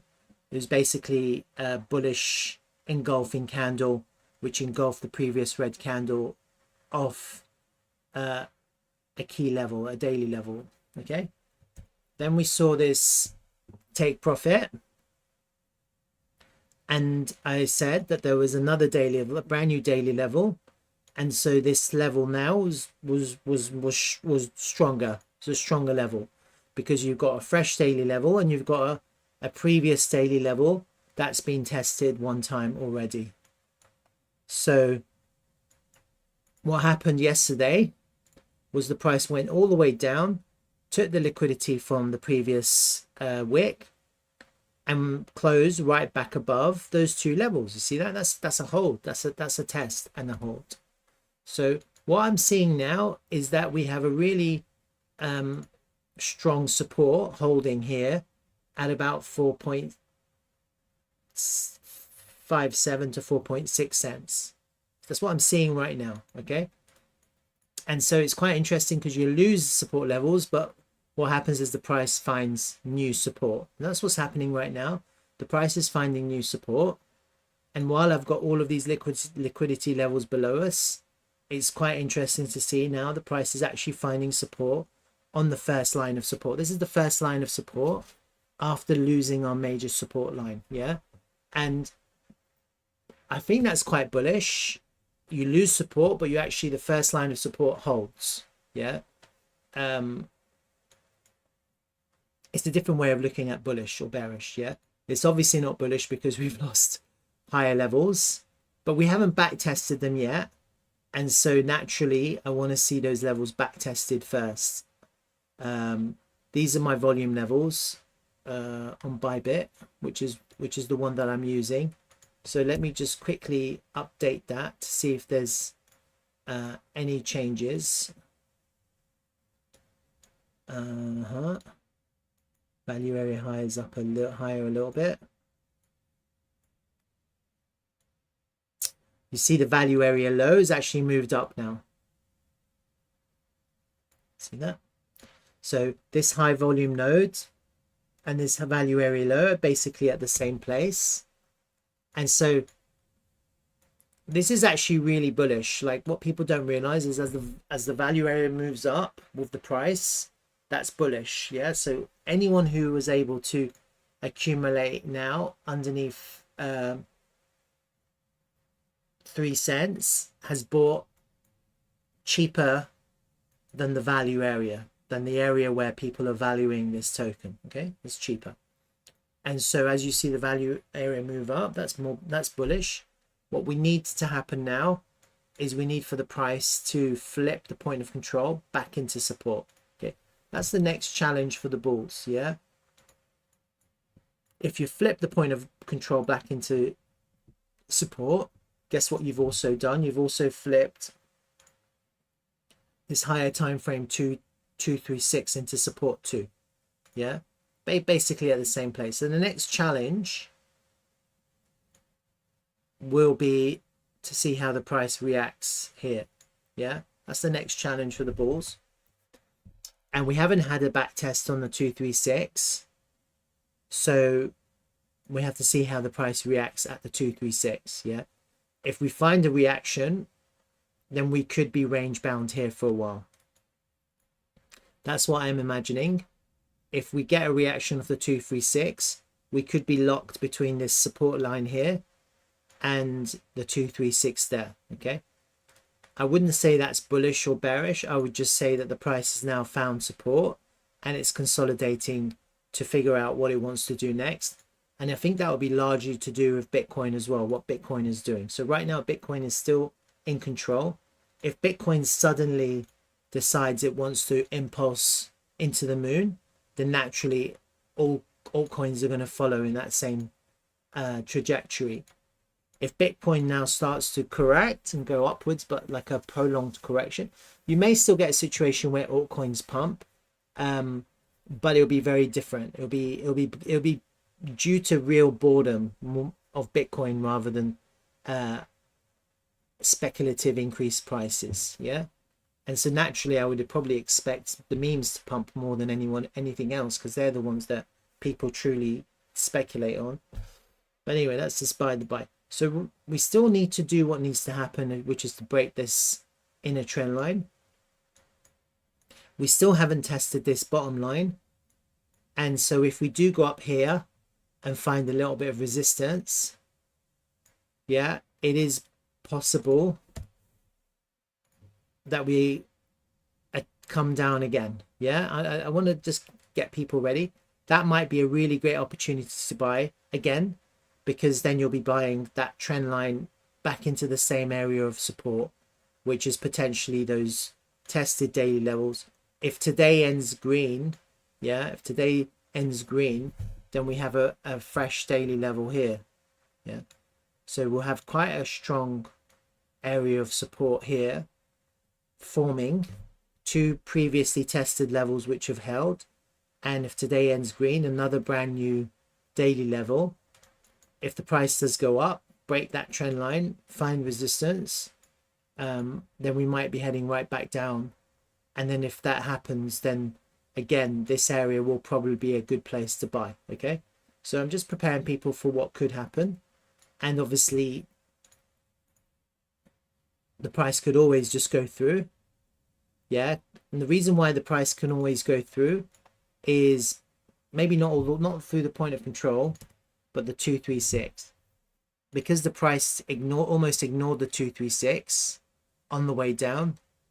It could ignore it on the way up and find support, resistance on the point of control, and you could end up trapped here. Yeah, just trying to get back above that 236. And I think that would be really bullish if we can flip the 236 back into support, or not confirm it as resistance. That would be really bullish. Yeah, and then what you'd be experiencing, this whole price action here would be effectively deviation from the range, failed auction of the lows of this upper range.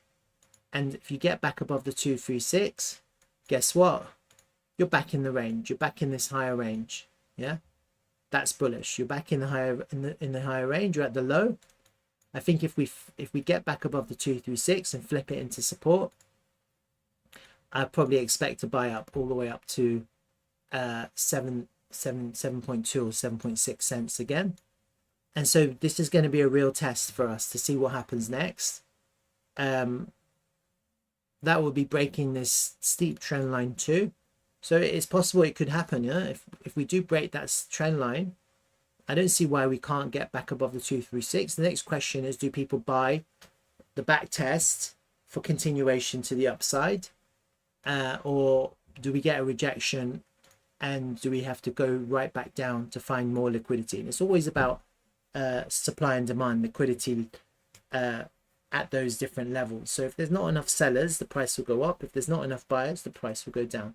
Yeah, and if there's too many sellers, the price will go down until it finds more buyers, then the price will go up. And that's just how the price is going to move until eventually there aren't any sellers and there's more buyers and the price continues going up. Okay, so I think we're seeing some really kind of some nice signs of bullish reversal here, and just testing these daily levels was nice to see. Okay, nothing changes regarding the project. I mean, the project is still bullish AF. Yeah, so this is none of this is reflective of the project. I think anyone who's coming into this right now is coming in on bargain. It's a bargain. Look, 14 million market cap. That's really cheap. And when I look at the when I look at the Twitter and see what Dtravel are doing, it's really groundbreaking. It's potentially revolutionary, and this is the beginning. Yeah,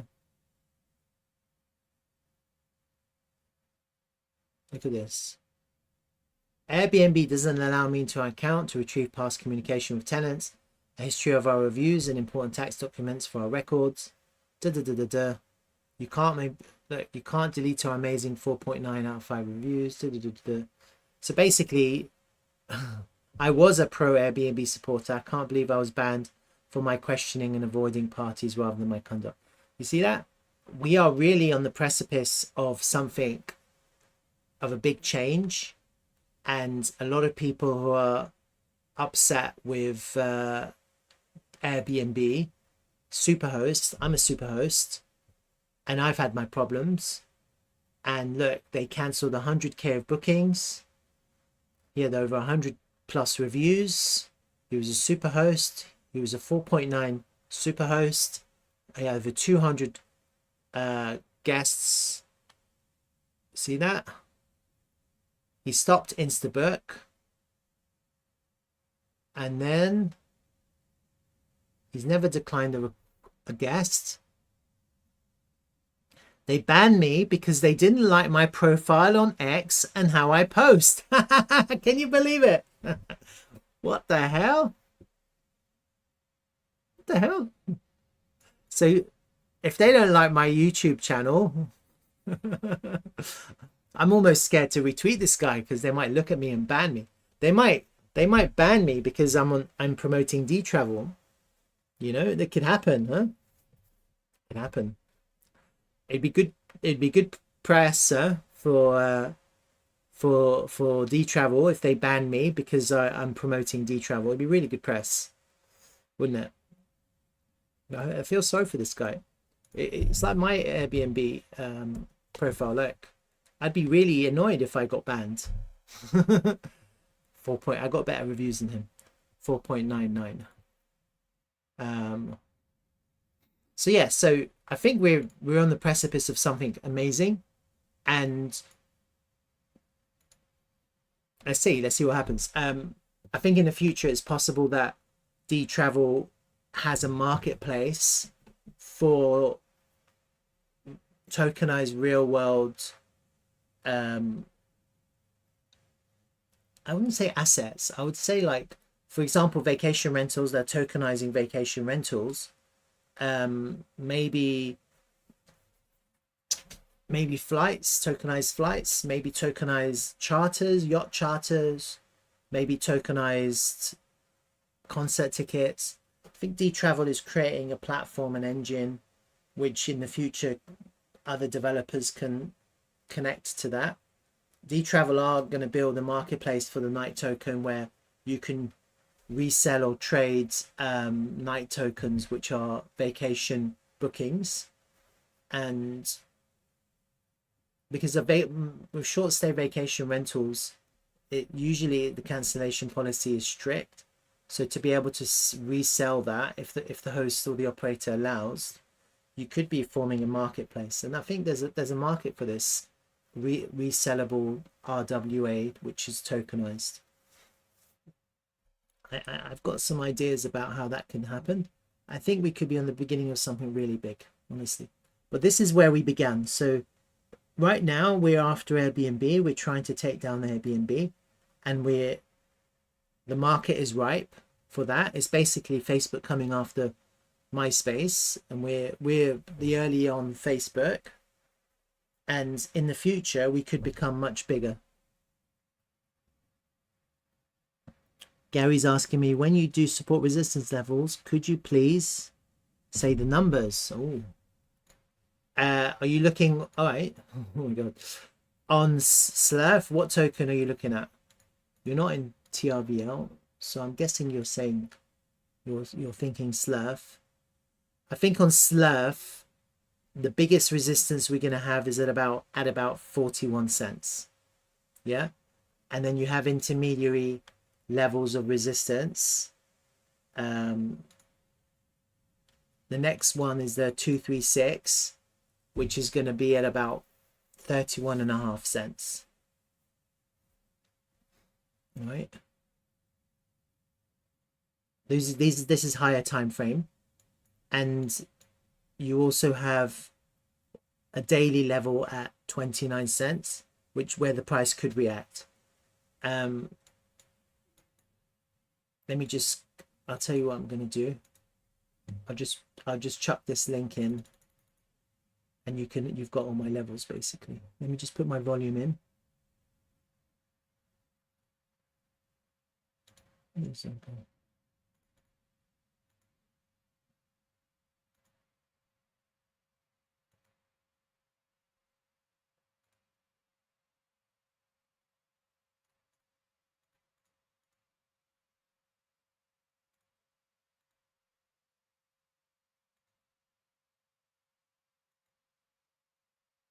Where's my volume gone?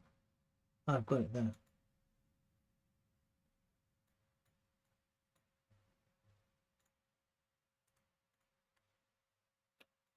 Can you see my numbers?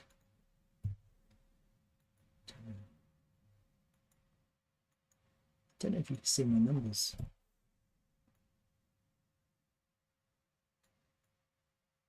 The numbers are on the side, so I'll just give you this link.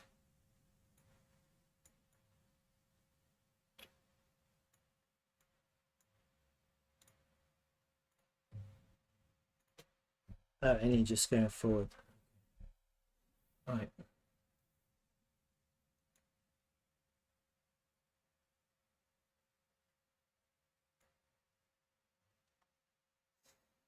All right. So yeah, so TRVL, not too bad, huh? Not too bad. Good reactions of the lows. Let's go up. Let's go up on TRVL. I don't really have anything else to say, guys. I'm not going to have a really long stream today. But Bitcoin's looking quite good. We're trying to get back into this range. And we're having a little bit of reaction. That's normal. That's expected because we're into some kind of resistance. Oh wow! You didn't get liquidated. That's amazing. I'm in a position. I was just buying as the price was dipping yesterday, and I'm really happy with my my position right now. But I've got a. I'm not gonna go back to. I want to see continuation. That's what I want to see, and if I see market structure change to bearish on the 5-minute time frame, I'm gonna cut my position. Well, short. I probably short. So at the moment, I'm really bullish, and I think higher. Yeah, and obviously the CPI print will kind of make the market a little bit volatile. So you don't want a really tight stop loss because you could get stopped out.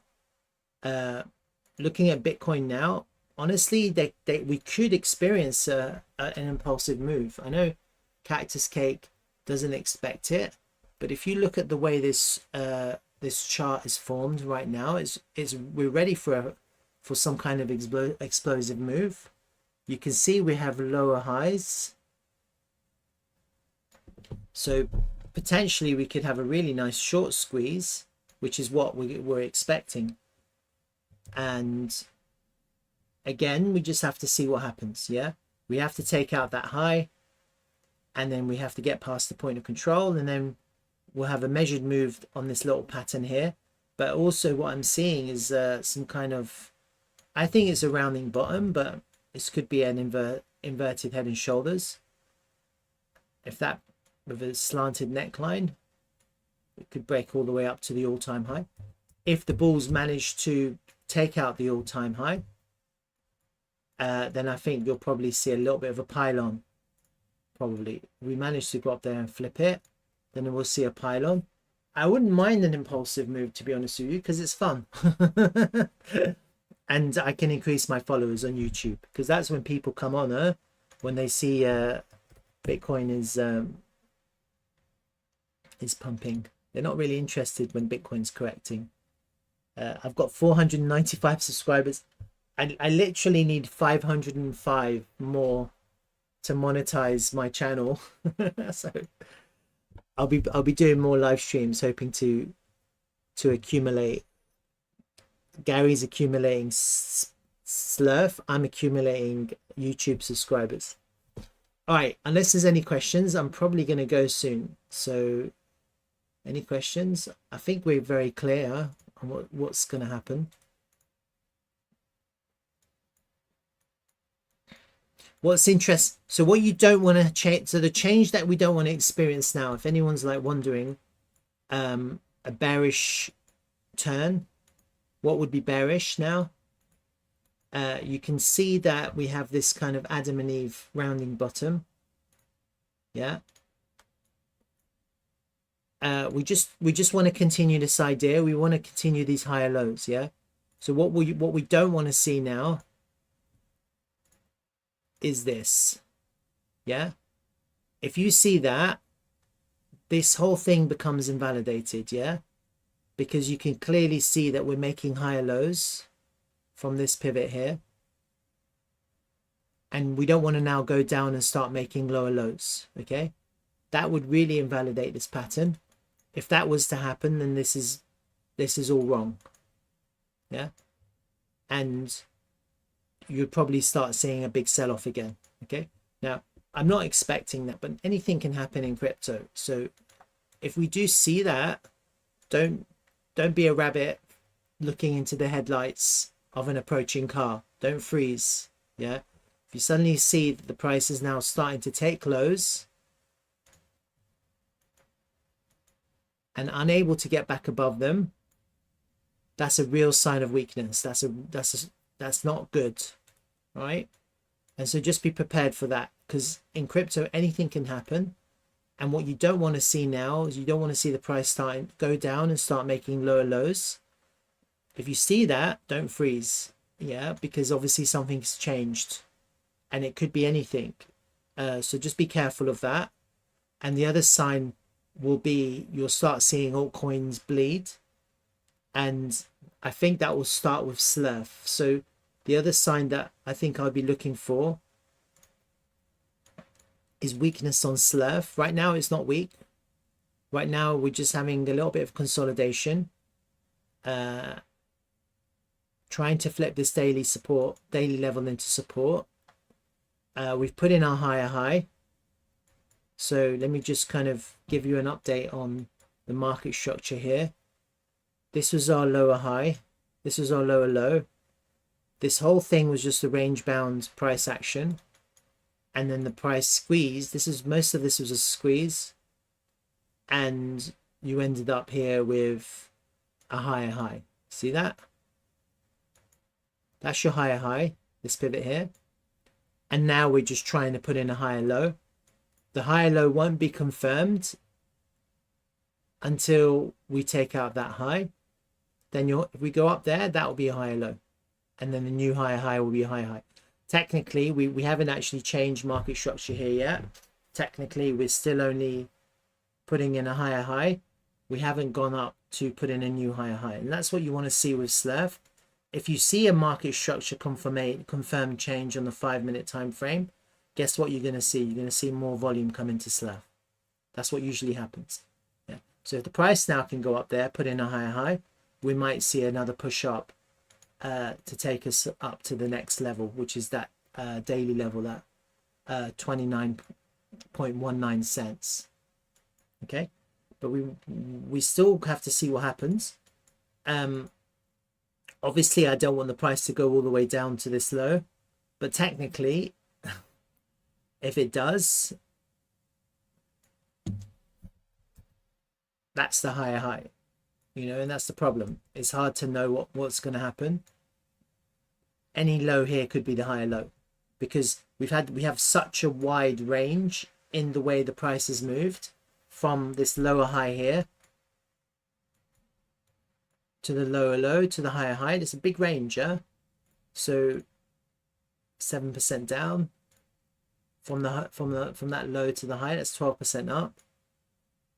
Ideally, what we want is to make a higher high here. Okay, so this is what we want. If it looks like it's holding, yeah, look, the daily level's holding.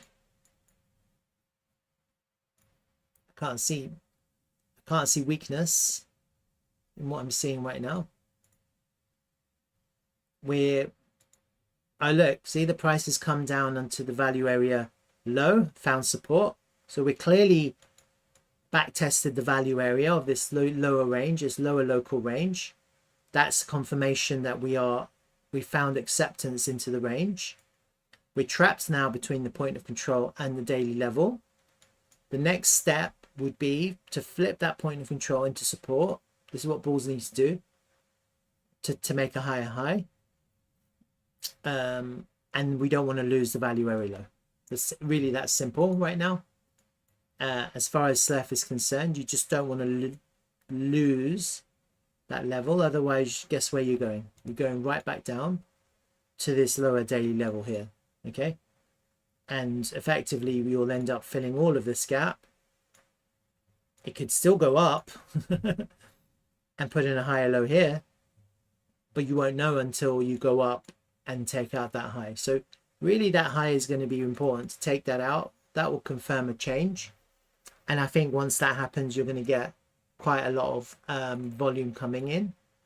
Right now it's looking quite good because we're above this daily level. We're holding this daily level as support. Yeah, this is looking quite healthy for me right now.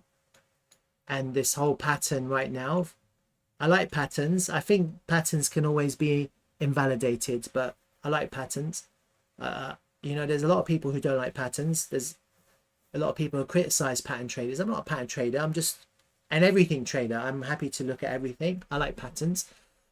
The caveat with patterns is you have to always be mindful that every single pattern can fail.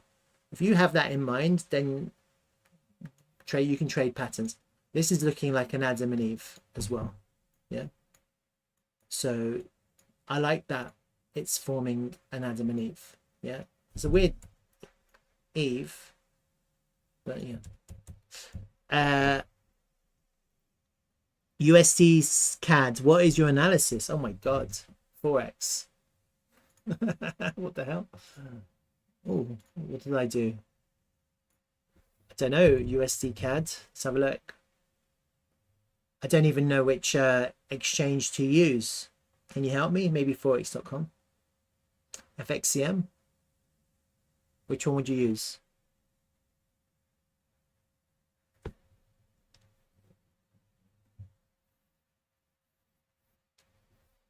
Let me use FXCM. I have no idea.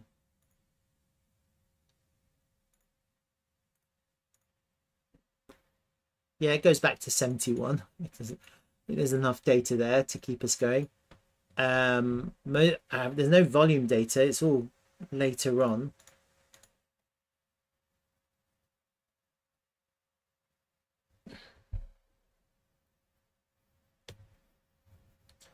So according to the volume data, we're into resistance, but the price has found support on the point of control of this overall range, and we're back in the highs. So even though we're into resistance, this is quite bullish for the US dollar.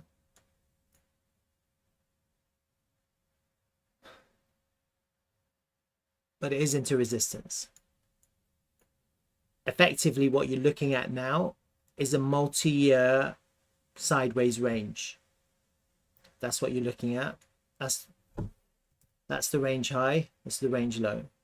Way down here. It's basically what you're looking at. Multi-year sideways range. That's the range high. This is the range low. There's probably a midpoint in there somewhere. Let me find the midpoint for you.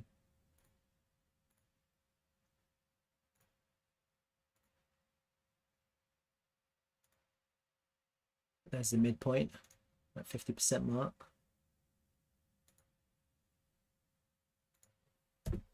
Yeah.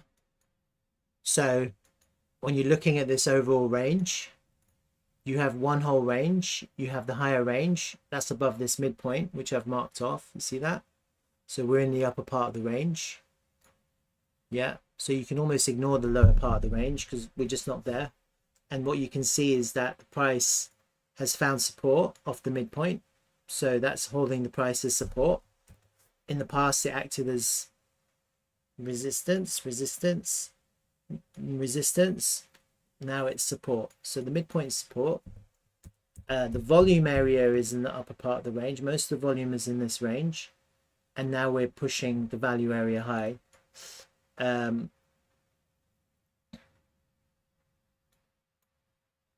That's it really. There's nothing really more to say. Is it going up or down? I just think it's range bound. We're back above the golden pocket from this drop down to here, all the way up. playing around the golden pocket. We're finally back above it. So we're actually holding support above the golden pocket. So for the USD, that's quite bullish.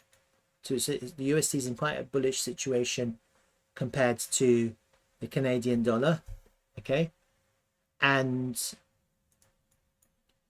there's no reason why I don't think you wouldn't expect the price to go up and test those highs. I don't see why you wouldn't do that. But I have no idea, because this is Forex. I have no idea what happens. Like, this is all like economy and stuff. In terms of the problem with buying now is that you're buying into resistance. That's the problem. But it's a very short range here. So I wouldn't be surprised if the price goes up and tests those highs. It may take a few years. All right, does that help? I don't know if that helps. It's not easy to trade this stuff. Huh? Look how much it moves, 3%. From here to that high is only 70%. You on Slerf will do 17% in 10 minutes. So I guess people trade this because it's extremely liquid, and there's lower risk in losing your money in case there's some sudden crash. I think this is looking quite bullish for the US dollar, to be honest with you, because we're back above the point of control. We're back above the golden pocket. We've back tested this midpoint as support. Generally speaking, for the US dollar, this is quite bullish. But there's no reason to think that there's going to be some kind of crazy breakout. I think, and you can see that these fib levels are reacting. So probably the next move, if there is going to be one, would be to go up to 1.42 and test that to see what happens, like it has before. And obviously the support level is 1.31. Yeah, so it may be kind of range locked right now until it figures out what it wants to do. This is the 12-month time frame actually, so I'm looking at really higher time frame candles. I'm not really zooming in so much. You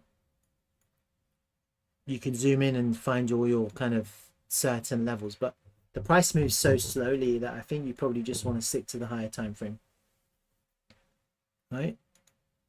That's my USD CAD analysis. I don't know if that helped. There is a trend line here that you don't want to lose.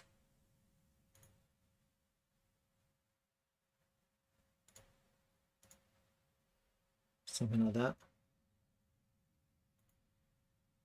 Probably easier to see on the lower time frame. There's some sort of trend line going on here.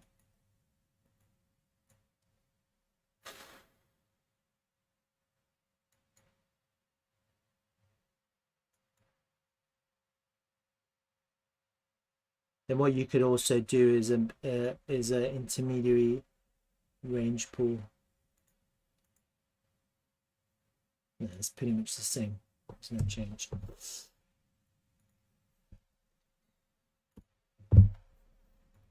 The next time the price goes up and swing failures those highs, you could short that.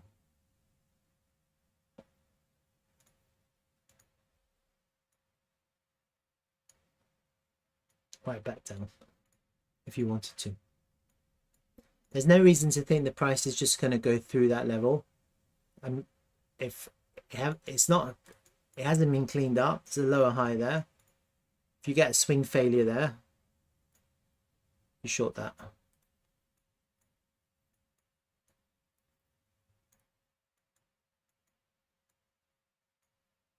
And you could easily, like, if you come back into this trend line, it doesn't hold. You could easily see a rotation down, back down to this midpoint. Like, there's no reason why the price can't just range. Yeah, even though the target, the destination is probably the highs. If you get rejection here, it could fall right back down to this midpoint. Yeah, especially if you lose that trend line, and then find support. Maybe it'll go back up. You know, you could always do that. It's just range bound price action. All right, guys, I'm gonna go. I hope you have a wonderful day. It's nice and sunny outside here, so I'm gonna go and enjoy the sun. If I see anything, I'll post it on Twitter. I think a little bit of a rejection here from that area of that area that I said should reject. You see Slerf is now back underneath the daily level. You see that? So Slerf is showing a little bit of weakness here, but not so much. Just a little bit. Look at that. Back underneath the daily level.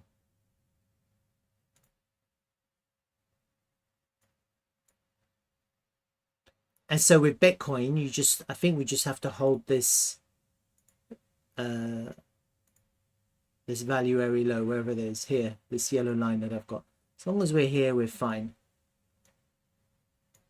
That'll be fine. All right. It's 12:21 here in London. Probably going to go.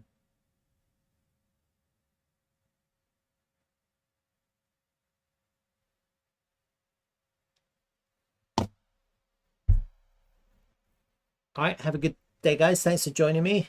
I'm going to just kind of cut some videos and then head out. All right, have a good day, guys.